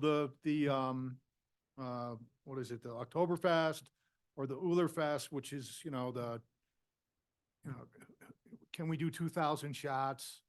That's not what I'm aiming for. We have a summer, we have the altitude, we have everything in place that could make this the premier destination from people all over the world to engage in fitness activities. And it will make, these people will bring more money to this town engaged in fitness activities than in any other type of event that you could have. And it won't be alcohol centered. It'll put more money into the pockets of the restaurant owners, a lot more. Aside from that, I agree with Kelly about the arts and entertainment. I would love to see more expansion of free arts and entertainment throughout our parkways, the plazas, parks, and Riverwalk Center, and that beautiful lawn at the Riverwalk Center to provide a relaxing cultural experience for our residents and guests. I think those doors at the Riverwalk Center should be opened up, and we should sit out there on the lawn and listen to the NRO and listen to the bands. I'd kind of like to sort of reach back, and have, some 70s cover bands, that might, resonate with guys my age and, kind of chill a little bit and make it more like Wagner Park was, in the 70s. I also think that we need to bring the town together with our Hispanic community. This is really important. I know a lot of them. And I think one of the ways to do that is to have like an old-fashioned town fair where we can have, pet show, bring the kids in, the Spanish-speaking kids, have like a pie contest. I know it sounds corny, but you know what? These are things that they do in rural America to bring people together that are separated, and we are separated. And I think they want to be assimilated into the community. And I also think it's important. Let's not forget, we live in a fire zone. I think it's important that we develop a community radio station, a small public community radio station that represents programming from all facets of the community to ensure inclusion with everybody, and we could have, I could have a show late at night, like from 9 to 11, and, maybe the high school kids could have a show on a Saturday morning, but it would also be important. It would be a source of information in case anything really important happened, like a fire and how to evacuate. And it would be a cheap way to get word out and to sort of bring us all together, in a community, and something that would be fun, I think a public access radio would be great. What do you think, Phil? They wouldn't have to eat into our advertising budget, so that's nice. Yeah, I mean, and I'll tell you, it's not like I'm not against supporting business. Okay. I'm not a big fan of. Well, here, James, I think you'll have a chance to answer that question here in just a second. Want to get to Marika and Mike first. So yeah, Marika, 4 and 8 years. Got it. Thanks, Phil. One of the most exciting things about running for council is knowing that you're going to have to adapt to change. And I'm going to try to demonstrate that right now by not excessively repeating what Dick and Stephen and Kelly have already said. In the forefront to me is our livability. Are we nurturing a sustainable environment for our residents? I think Dick said it best by referencing the brand, and the brand is our people, right? That is our forward-facing our face, and that is the brand of town. So in 8 years, we're going to have the best balance we can of workforce housing, smaller rental units, larger ownership units. We'll have grown the buyback program, so people who feel like they've earned out of workforce housing also see a path to home ownership. We're going to support our childcare providers so that they can be nimble in adjusting to the changing demographics of their charges, whether they're infants or toddlers. We'll acknowledge now that the climate will shift, both due to climate change, lengthening some seasons and shortening others, and due to changing visitor patterns, right? There will be visitors that decide not to come at those high seasons, and we will see more people coming in the shoulder seasons, which will then not be shoulder seasons. And our like Breckenridge thrives on that entrepreneurial spirit. And so by supporting both a diverse arts community and that our homegrown businesses now, they can help us embrace and be responsive to those changing visitor patterns. We'll continue to be a leader in sustainable practices. The natural environment is central to our well-being and also to our economy. HC3's recent climate action plan has laid out some immediate steps we can take to continue being a leader in those practices, and making those practices accessible to more demographics. We'll be maintaining our Wi-Fi and cellular services just as steadfastly as our roads. We've increased or improved mobility by creating safer, more realistic pedestrian pathways and crossings. We've expanded that Trucks Off of Main Street program to benefit more than just the restaurants. We've normalized sustainable practices and just made that part of our brand. We will all have read the Bill of Obligations, which is CMC's community read for 2024, and are modeling the tenets of being informed, being involved, being civil, and promoting the common good.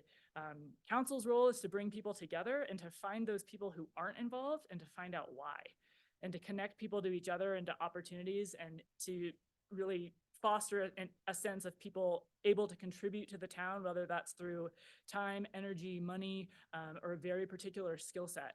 My role specifically is to foster collaboration and introduce people across demographics, to visit workplaces, neighborhoods, and HOAs to listen and learn. I really want us to be able to nurture a sense of compassion and empathy for our neighbors, protect the natural resources that we're so proud of and that we rely on for our well-being, and to normalize sustainable practices so we can be thriving well beyond that 8-year mark. Great. Thank you, Marika. And Mike. I want to live in Marika's world for the next 8 years. That sounds awesome. I thought we had to go big. That's fantastic. I am like her too, besides wanting to live in her world, that I agree with a lot of the things that had been said and the goals we have. One of my main visions, something that has to and can be done in the next 4 years, is finding a good solution to this short-term rental management and short-term thing. It is again, something people don't understand. We're responsible for a quarter of the inventory in the state of Colorado. People are looking to us to come up with a solution. And although we're very unique because we don't have the lodges that other communities have, and that can't be lost, that every community is extremely unique. And so doing things at the state level, like they're trying to do now, are not a good fit, because we are doing these things locally. I believe we can do that in the next 4 years. I think it's going to take 4 years. I think it's going to take 4 years for us to find those solutions, for everybody to be able to live with something they can be sustainable. The other thing too is in the next 4 years, I'm so glad Kelly said that these things do move slowly. We're not going to get the 2 northern properties done in the next 4 years. We're going to get a lot of good planning and a lot of logical steps. Like at the last town council meeting, they said, there's a road that needs to be built. We have to think to the future. And as we're taking those small, deliberate steps as part of that larger plan, I think that'll happen in the next 4 years. And I really want to live in this 8-year world, because this is going to be really exciting what happens going north of Breckenridge. And I really want to be part of that. Great. Great. Thanks, Mike. And then before we get to the lightning round, one last question on how will you support our local business community if elected to council? And James, you were starting on it already, so I guess we'll start with you. Support for local business community. How do you feel yourself? I mean, I'll tell you what, I don't think when I looked over the budget for last 5 or 6 years that was available, this business community gets a lot of support. I think in the last 10 years, they've been given over $50 million has been invested in the Breckenridge Tourism Office. I'm really not I'm really not the kind of guy that wants to support private business. I think that we can do, I mean, nothing, I think the Breckenridge Tourism Office did a great job. But in my opinion, they've run their course. They've made a famous place. The study that they're talking about of these talking points, I have not seen it. I don't know where it's available. I looked for it. But from what I've heard was just very small parts of it. And it doesn't seem to me to be a real scientific study. So academically, I would not be inclined to just buy everything that they're saying. I don't think the business community can ask any more of the residents than they've already asked. They're doing very, very well. Nobody is going to forget about Breckenridge. Nobody's going to forget about Breckenridge if we didn't advertise one bit. They're still going to come here. And that's my standpoint.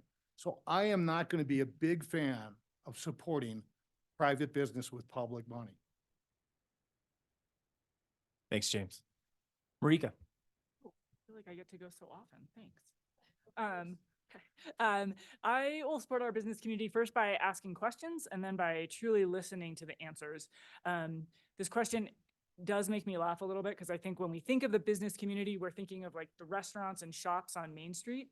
And we also need to remember that we need the plumbers and the electricians and the independent salon owners and the property managers and the realtors and all of the businesses that we don't really see every day that are crucial to the functioning of our town.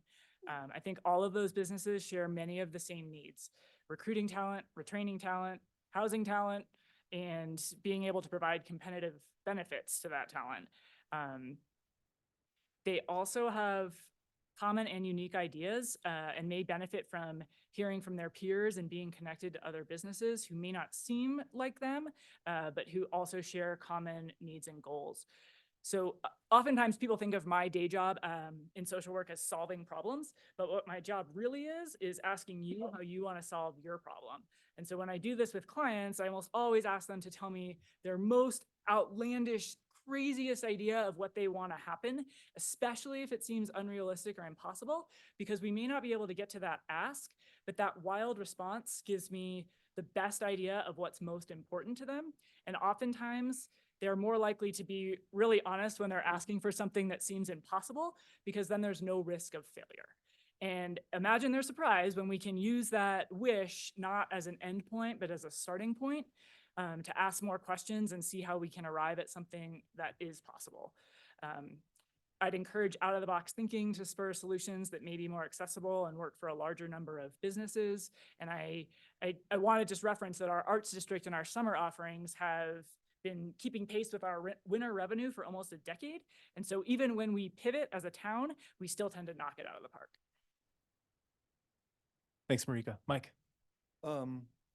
I really like the one thing that Marika said, and it was on my points, that finding the commonality, like this Blue River Pathway is very much a commonality that they, and I'm learning more and more about it, that everybody has those delivery problems, and everybody has the same thoughts about the kind of greasy strip, which is the Riverwalk at this point. And it was designed to be beautiful. If everybody would notice that everything is oriented back towards the Riverwalk when it was first built. I mean, can I remember when it was just a bunch of rocks back there? And thanks for the Breckenridge Golf Course for that. But helping those businesses find common solutions. And that's a selfish goal, because if you're finding a solution that helps a lot of people, that is good business.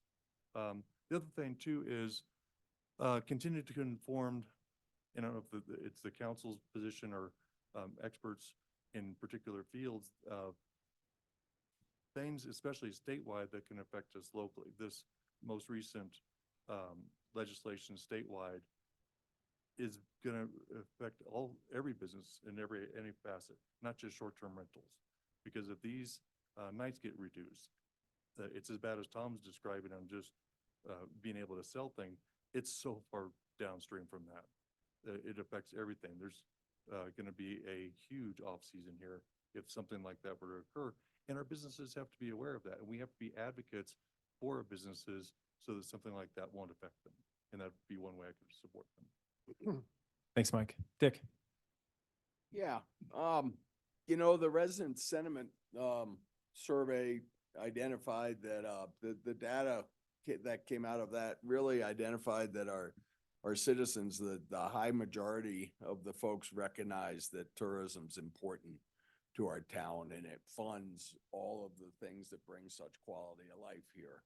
And I do think we need to support the business, and I am in small business, so maybe I'm self-serving, but I really think there's a much broader piece to it.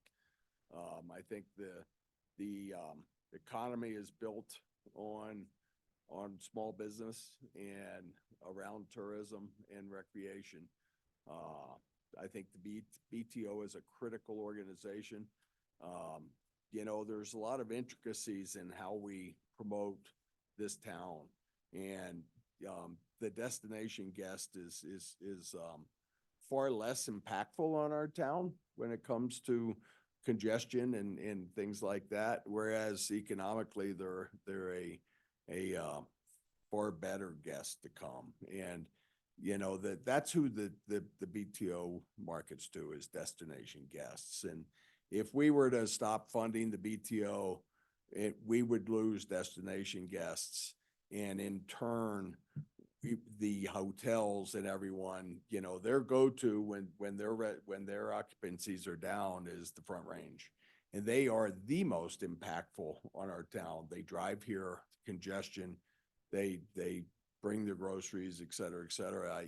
They don't shop. They do their shopping where they live. So the BTO is critical. I think events are important for our town. And again, it goes back to the people. The business community is made up of people. And we as a community need to support the people of our town in many ways, which I've touched on before. So, yeah, there's a lot of intricacies around supporting this business community, and the BTO drives much of that. And I think they're a very important organization to continue to support. Thanks, Dick. Steve? I think the best way to support the business community is through our robust housing, affordable housing initiatives. Businesses need employees, and this is not just on the hourly wage level.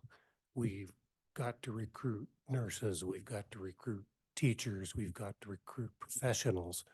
All these people need someplace to live.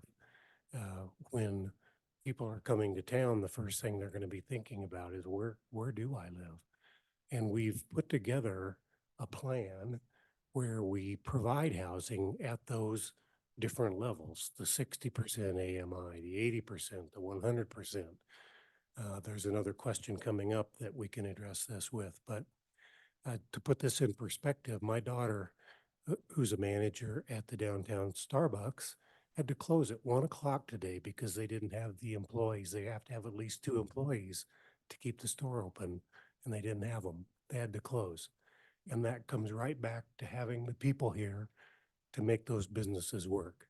And I think if we, as the town council, take care of providing the housing, supporting the arts, the programs, all the things that bring the tourism into town, we're supporting the business, and the businesses will thrive.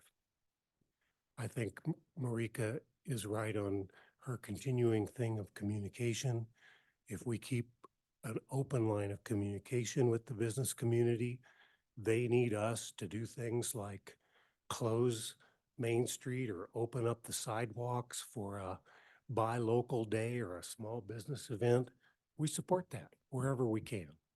But we need them to tell us what they need. Great. Thank you, Steve. Tom? So, I'm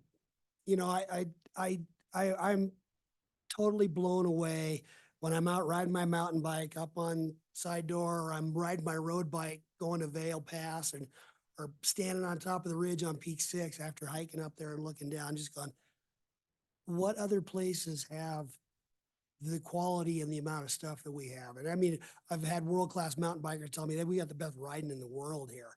So we've got some amazing things, but, you know, the ski area is definitely the engine that drives everything here. So the ski area, employs 1,600 people, and, they are really what keeps everything going. But there's so many ancillary other businesses, the other ski shops, the private shops, you know, whatever, where I got my hair cut today. I mean, it's, there's here or there, but, yeah, we've got to support everybody. How we do that, we can, I'm sure we can do better at that, but we have to make sure that everybody, right down to the guys that are shoveling my sidewalk and the guys that are plowing the driveways and the people that are working at City Market stocking the shelves.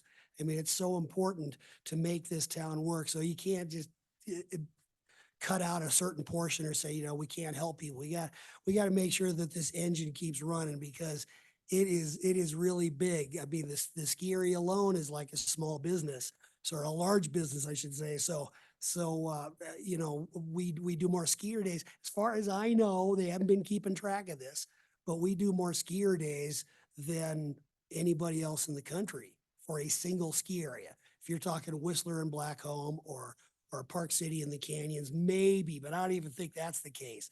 And Vail is right in there too, but we're, you know, ever since they opened up Peak Six, man, we just been killing it with the amount of people that love to come here, because we have incredible skiing. I mean, there's nothing like, if you're hiking and doing the steeper stuff around here, Vail doesn't have anything like that. Beaver Creek doesn't have anything like that.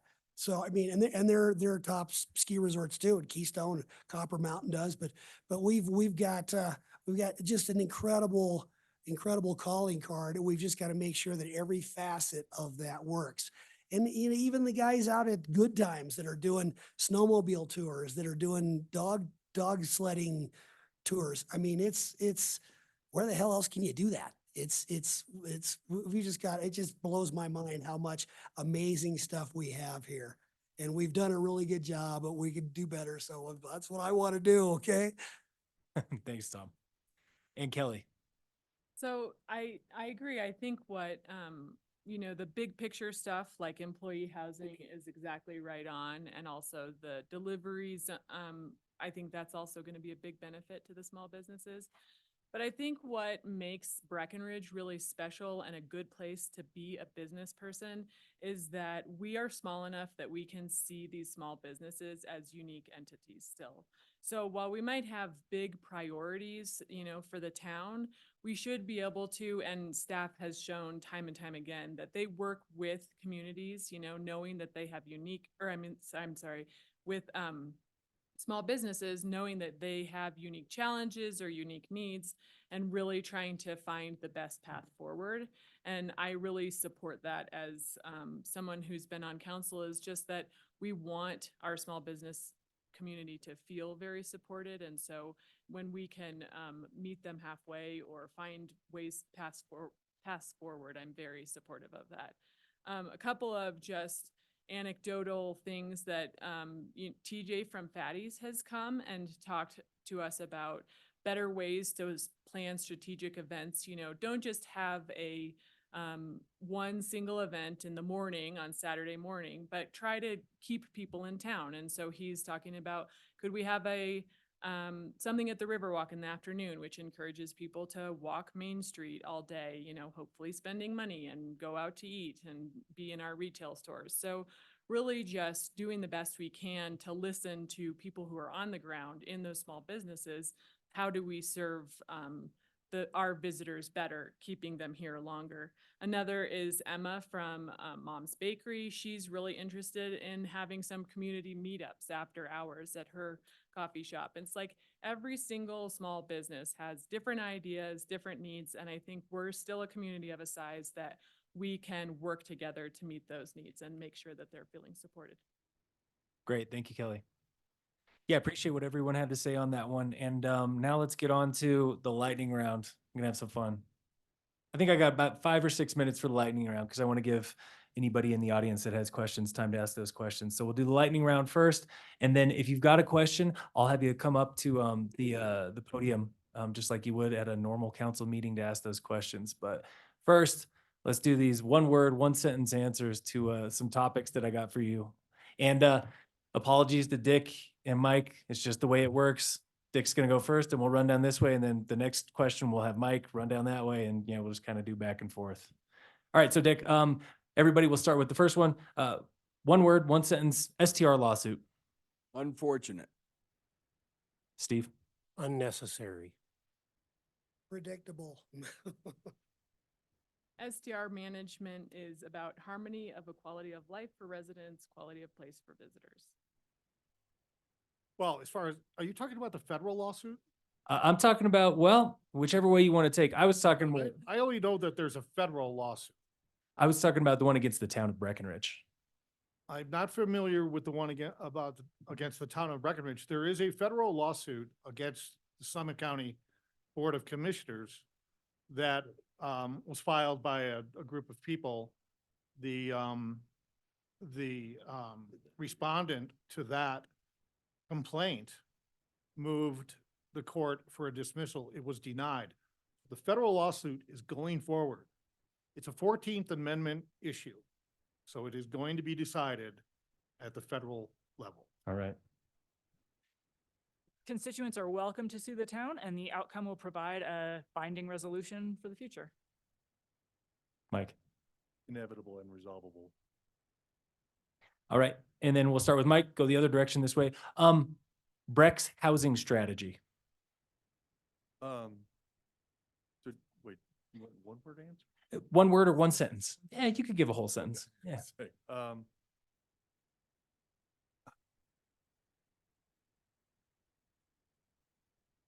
the one word is that it's proceeding at a good pace with a good plan, and I look forward to developments of it.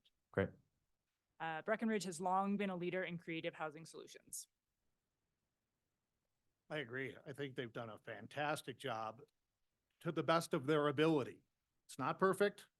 There are issues with these developments.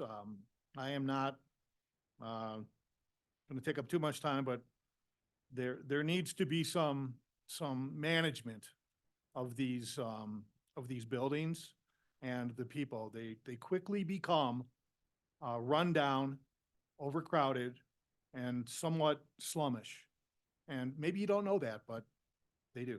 Thanks, James. Kelly? Stay committed. It's a huge commitment, 35 million last year, 25 million this year. We have to stay committed. Tom? Unfortunately, we should have been doing this when Eric's dad was mayor, like 5 mayors ago. So we're behind the 8 ball, we're catching up, but it's taken a long time to wake people up because we've had a problem with housing for a long time. Steve? Range of community needs, Justice Center, Alta Verde, Stables, rent, buy, grow. Great, Dick. Strategic, balanced. We need to have the right balance of for rent, for sale, converting existing units with deed restrictions. We need to be creative, balanced, and strategic. Great. Starting with Dick again, we'll go sustainable growth. One sentence, one word on sustainable growth. I'm gonna wear out these words, but strategic and balanced. I mean, we've got to grow the right way. More is not necessarily better. We need to be very strategic in our growth. Steve? Growth will slow. We're an island. Be mindful of the impact of growth on the infrastructure. Tom? I'm for sensible, smart growth. Kelly? Balance the carrying capacity of the valley with the BTO's 3% sustainable economic vitality. James? Yes, I am for growth. If you mean sustainable growth, meaning the amount of growth that we can accomplish without affecting the future generation, is that the type of sustainable growth you're talking about? Because I think we're getting to that point, and we have issues with the generation, the teen generation, and the younger kids that are behind us. We have to take care of that first so that they want to stay here and they have somewhere to stay. So yeah, it's a very, very important question. Great. Marika? Providing stability for locals so they can serve each other and our visitors. I'm glad the Mayor Pro Tem started by using a number. This needs to be exact, and this can be exact with data. And that's the approach I'd like to take. Great. All right, starting with Mike again. Public safety.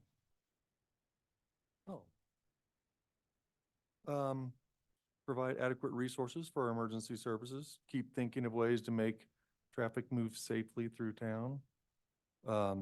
Provide safe pedestrian walkways and limit foot traffic where necessary. I'm not going to run on putting a controlled intersection at the village, but I might think about it. Great, Marika. Mental health and substance use. James? And absolutely. Mental health and alcohol and drugs. These are the biggest things that are faced by our law enforcement community today. These need to be addressed.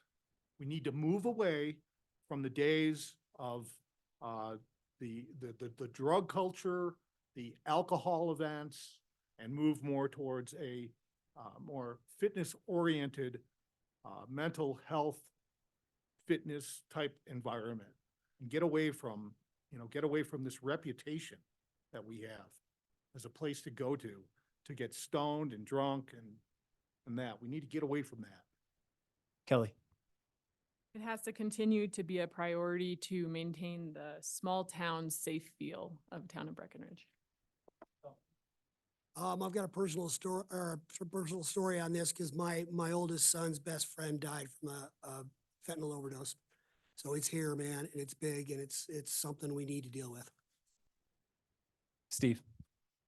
Traffic management contingencies, i.e. Silverthorne. Dick? It's number one in our surveys with our citizens. It's critically important. We need to support our emergency services as well as our community efforts, particularly around mental health. Great. All right, Dick, kicking it back to you. Trails and open space.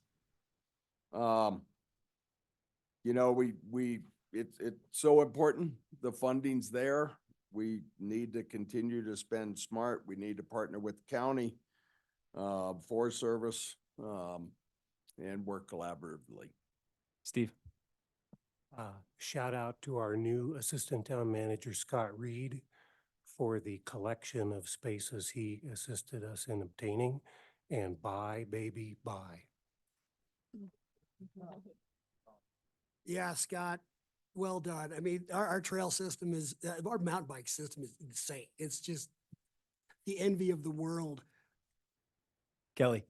I was gonna give a shout out to Jeffrey Bergeron. And that's why so many of us came here. We obviously just want to continue the good work. 100%. I think we have a lot of work to do to clean it up a little bit, the animal mess, some trash, some cigarettes. We need to get the message across that, that is unacceptable. And, I mean, I don't have a dog, but I clean up a lot of dog poop. Marika? Let's balance recreation and conservation, and I want to make sure that we're staying accessible to beginners and those who may be exploring their first trail. Mike? I'm gonna just echo, keep up the good work and, but appreciate the valuable resource and the effort by Town of Breckenridge to obtain and protect open space. And I'm gonna also add back to that communications. I don't think people realize what we've done, and particularly Jeffrey apparently, but and how unprecedented this is. But that's a point we can make over and over if we want to advertise about it, if we want to brag about it, but definitely praise the good work. Just an aside, I mean, I remember some of the reporting that I've done on the work the Trails Department does here. More new trail is built in Breckenridge than I can think of almost anywhere that is not a straight up, a Fruta, like a place that is just for mountain biking. It's wild, blows me away. Could I just add, Jeffrey and his wife really drove the sales tax initiative. How many years ago, Jeffrey? 97. Years. Why we have the funding to accomplish what we have. So that Jeffrey and Ellen, thank you. You're here. Yeah, great to see that work happen. All right, only like maybe 2 or 3 more. Let's go with actually just one more. Breck Resort. So we'll start with Mike. Breck Resort, 1 sentence, 1 word. The unavoidable neighbor. They- They're here and we're lucky that they are here. And that's one thing that makes our town very, very unique, that real town, real skiing. It's unique and we're lucky to have it. And we could work better with them. And they could work better with us as far as housing solutions and contributions towards being a big part of our community. Great. Marika. They're a critical partner. They're our largest seasonal employer, and I believe with our relationship with the ski area is the best it's been in years. And that being the case, now may be an opportunity to ask more of the resort. James. Yeah, I love the resort. Kelly.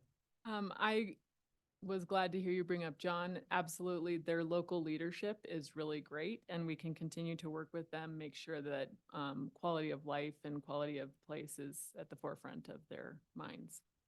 Tom. Yeah. The ski resort's amazing. I mean, when I moved here in '87, they just opened Peak 10. So since then we've opened 7 and 6 and all this other stuff, Imperial. So, I mean, it's the ski area is one of the best in the world for the diversity of terrain we have. We have some of the best beginner terrain in the country here at the base of Peak 9. And then we have what, 50 degree chutes. So you can scare the shit out of yourself. And if you fall, you're going to just go all the way to the bottom. So the ski area, they do employ a lot of people, and they're definitely, like 25% of the workforce in the area. So, I mean, they're huge. We couldn't do it without them, but at the same time, I'm surprised that they haven't been made to develop more workforce housing, more affordable rental housing than they have. Steve. It's an important partnership, regular, frequent communication. And Dick. Critical partner. I believe our relationship, for the 45 years I've been here, we've always seemed to be able to find through the tough times and the great times in the partnership. We've always found a way to maintain a strong partnership, and there aren't many ski towns that can say that about their partner, their ski business partner. And we've been able to, I think it's critical we continue. We are on it up right now, and John's fantastic. So. Great. Yeah, just an aside, it'll be interesting to see how the new town of Keystone starts working with their ski resort. Yeah.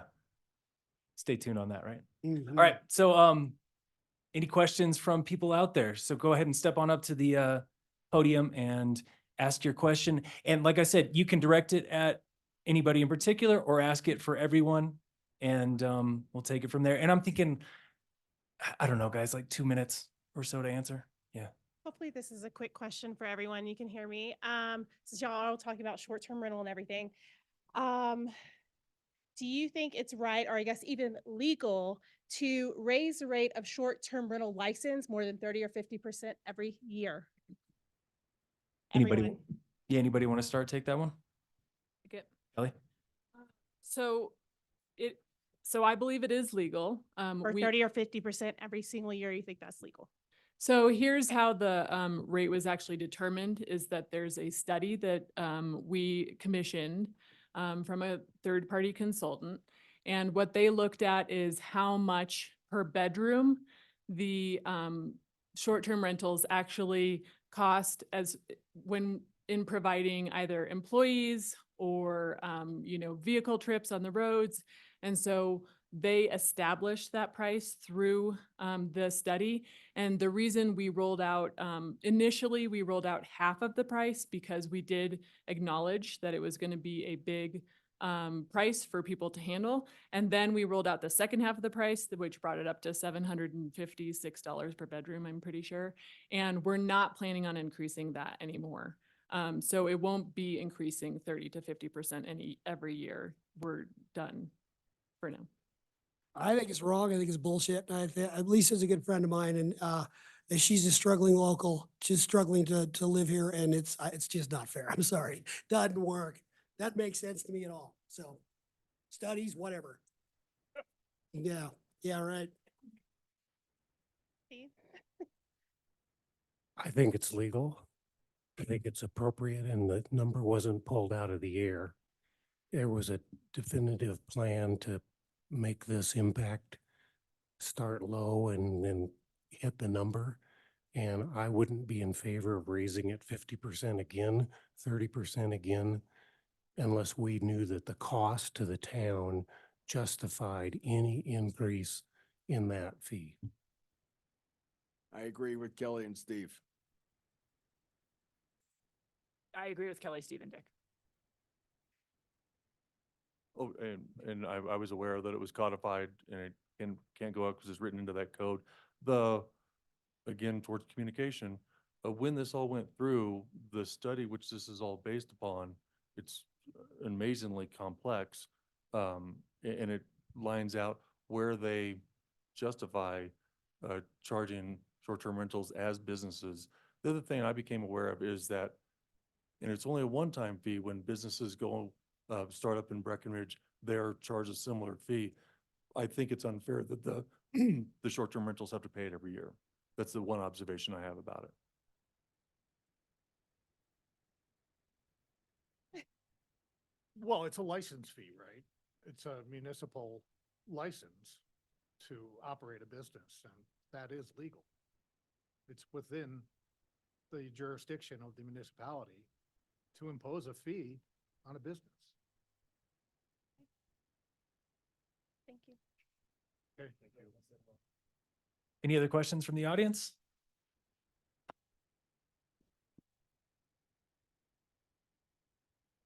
I guess we can roll off of that real quick. So she asked, do you believe it's legal to increase 30 or 50%? And we had a range of answers. I guess, Mike, you brought up the fact that it is a complex piece of legislation or a complex piece of rules that the town has around STRs. I guess I would ask everyone, anything in those rules that you believe needs to be changed immediately? Anything at all in these recently written rules that needs to be changed immediately, especially given the fact that we have a realtor group that just commissioned a study that made some findings that could change, that could have maybe changed decisions by the council at the time. So any rules that you believe should be changed, could be changed, would be changed if you joined council. And I'll throw that out to anyone who wants to answer. In the I same mean- vein, real quick, so these particular ordinances that I keep talking about, originally, the task force originally proposed something similar but different. And I want to make people aware that there is a more granular solution, and that more detailed solution is more acceptable than a sweeping type of ordinance. So what we had done with the task force was literally gone complex by complex what the traditional rate for short-term rental licenses were. So I live in town. I'm 2 blocks off Main Street. Our little complex of 9 units has become comfortable with about 30% short-term rentals. It just turned out that way. Had we frozen that in time, we would have had 3 out of 9 units be eligible for a short-term rental license. Instead, we're in zone 3 and we're kind of going down the world that Tom's been painting all night, that it's more onerous and unlikely that they would get a license in my particular complex. So there are some changes that can be made pretty easily. But again, right now, that's not possible because the lawsuit freezes that. Well, I mean, just one more thing, with Lisa, like you said, Lisa's a friend of mine. I've known her for a long time. She lives in a 400 square foot Valdez condo. And she's a manager at Lowe's, plus she also teaches yoga and she's struggling. Come on, guys. I mean, makes sense. Don't use formulas. Makes sense. Be compassionate, Come on. Well, I worked on the short-term rental task force with Michael and Dick. And we really worked through this. We identified the resort zone. We identified the properties. We looked at the impact on full-time residents who live near and about short-term rentals. And while I understand that there are people who think that anybody should be able to rent their property if they want to rent it, on the other side of that, there's a local resident who, for sides of that rental, would rather not see it rented. And there's no mistake that short-term rentals have an impact on local residents. The short-term renters are here on vacation. They don't get up at 7 o'clock in the morning to get to work by 8. They don't go to bed at 10 o'clock at night. And there's an impact. The town has to account for the licenses. The town has to account for the revenue and the taxes. There's an expense to the town. The short-term rentals and the method that we ended up with, I think, took into consideration as much as we could to manage the short-term rentals while being fair to everybody. And we looked at the ordinances from several different communities doing the same thing to arrive at our ordinance. I think management of short-term rentals is absolutely necessary, and we did a good job. Any other thoughts on the ordinance? If the question was, is there anything in it I would immediately change? No, I'm open to studying any new data that comes in. I think this is still a relatively new problem that a lot of towns are dealing with, and we are small enough that we can adapt if we need to. I'm not interested in overturning the ordinance, but I would be open to some type of regular schedule every 3, 4, or 6 years where we look at a very specific part of the ordinance to see if we can adapt it in any way. Can I speak again? Just for the record, you know, the town is in active litigation on this with the lawsuit. Our insurance company, Sursa, is covering our defense. And, you know, I think we're limited in what we can say, Kelly and I, that into a question that specific. It is in front of the court. And this, I mean, when a regulation, a municipal regulation is in front of a court, generally, from what I understand from going to school, is that the regulations are suspended until the court rules. So I don't know. I don't know exactly if I would change anything right away. I have a lot of sympathy for people that want to do short-term rentals because I see them with this thing, and this thing needs to be paid for, and they need money. And during COVID, when we had a lot of businesses that were things that needed money, they got that money. They received consideration from the government in order to continue in operation. And I see these people that have these things that need money. So I think that the government, the local government, needs to provide the same consideration to them that they got when they needed money during COVID. And I think that's the only way that a municipality, the officials of a municipality, can rule and appear to be fair. And Tom, that's did you have more? Well, I just Yeah. wanted to say one thing. You know, one thing has driven a lot of this is all these movies we had back in the 80s and 90s, Ski Bum and Ski Vacation and all this stuff. And you go to the ski town and you party your ass off. And that's, unfortunately, that's what we've been saddled with here. So that's what people expect to do when they come here. So we've got to change that mentality somehow, if possible. I agree. Just to be clear, we're talking about 3 different ordinances here, just towards communication. So there's 3 different things to think about. Yeah. The bedroom fee, the cap, and then the zones, 3 different things. Makes it easier and harder at the same Yeah. time. That's the truth. Any other questions from the audience? Yeah, please. You could yell at them. I don't know. I think they hear you. Yell at us. Just a one-word answer and not your reason why. If you didn't live here, where would you live? Starting with Dick.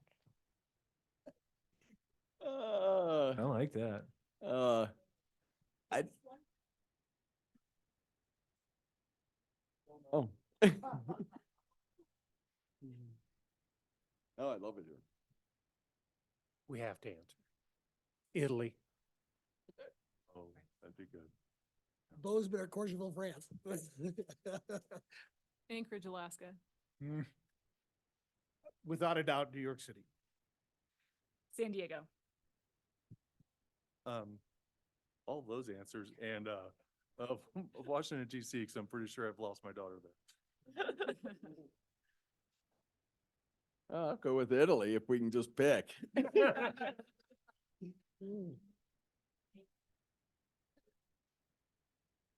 Perfect one-word answer. I like that. All right, I'll throw one more on you and then we'll get done with this thing. Ski or snowboard or none. And then the run will find you on a powder day. You don't got to give away any secrets, but you know, your favorite run at your hometown hill, Breckenridge. Dick, sure, we'll start with you again. Ski and my knees say I mostly uphill ski now, so claim jumpers might go to run on it. Walking up claim jumper. Yeah. Well, and then Yeah. skiing it on a powder day. So. Nordic skiing, buzzsaw on the peninsula. Laps on boundary shoots. No. Ski, and it's not my choice. It's probably not my first choice, but my kids would have me doing Joker and Contest Bowl. Ski, sea chair, American. Nordic at Breck Nordic.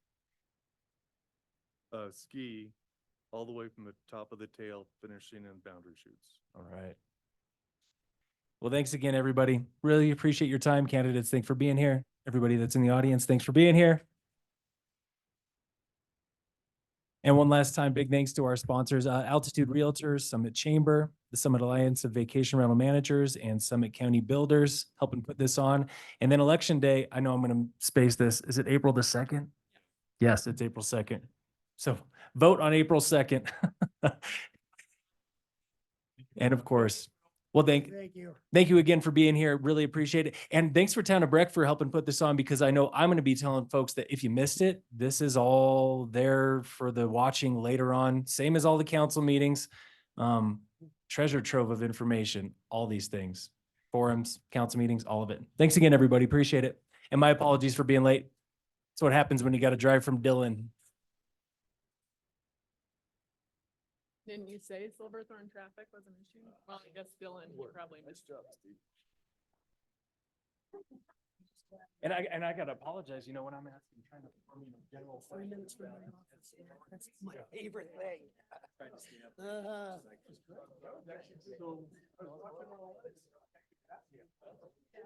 You watched it online? Jeff, how are you?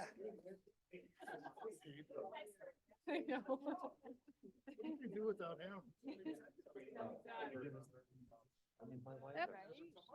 Wildly mad about. What did you say? Italy? And that, those last two statements. Provence. I think he could have a radio show either way. One plate? Diplomatic. Yeah. Great job. All right. Yeah, bye. Sorry. You had to say wrong things you said.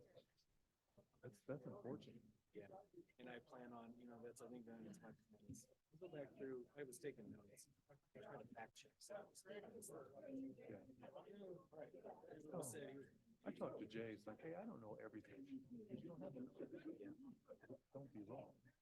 That's how journalism works. I don't gotta know everything, but I do not say that. I don't say something that's factually incorrect. So this is gonna break my longstanding tradition of never being quoted. So when I first moved here, property management, kind of a new thing. And so they quoted me, I just hated what they said. It was half wrong, half right. Yeah. Like, never again. I'm never gonna be quoted. And apparently now I'm gonna do that for a living. What, was it in the newspaper? Yes. Journal. Okay, okay, gotcha. I was gonna say, do I know who it was? Journal before my time. I worked there. That lady ended up drinking to them too, and I told her that she made me feel, fucking see it. Funny old lady in glasses, but she wrote for the Journal. Kathy, it's gonna come to you tonight. Thank you very much for doing that. My wife is Angela Boki.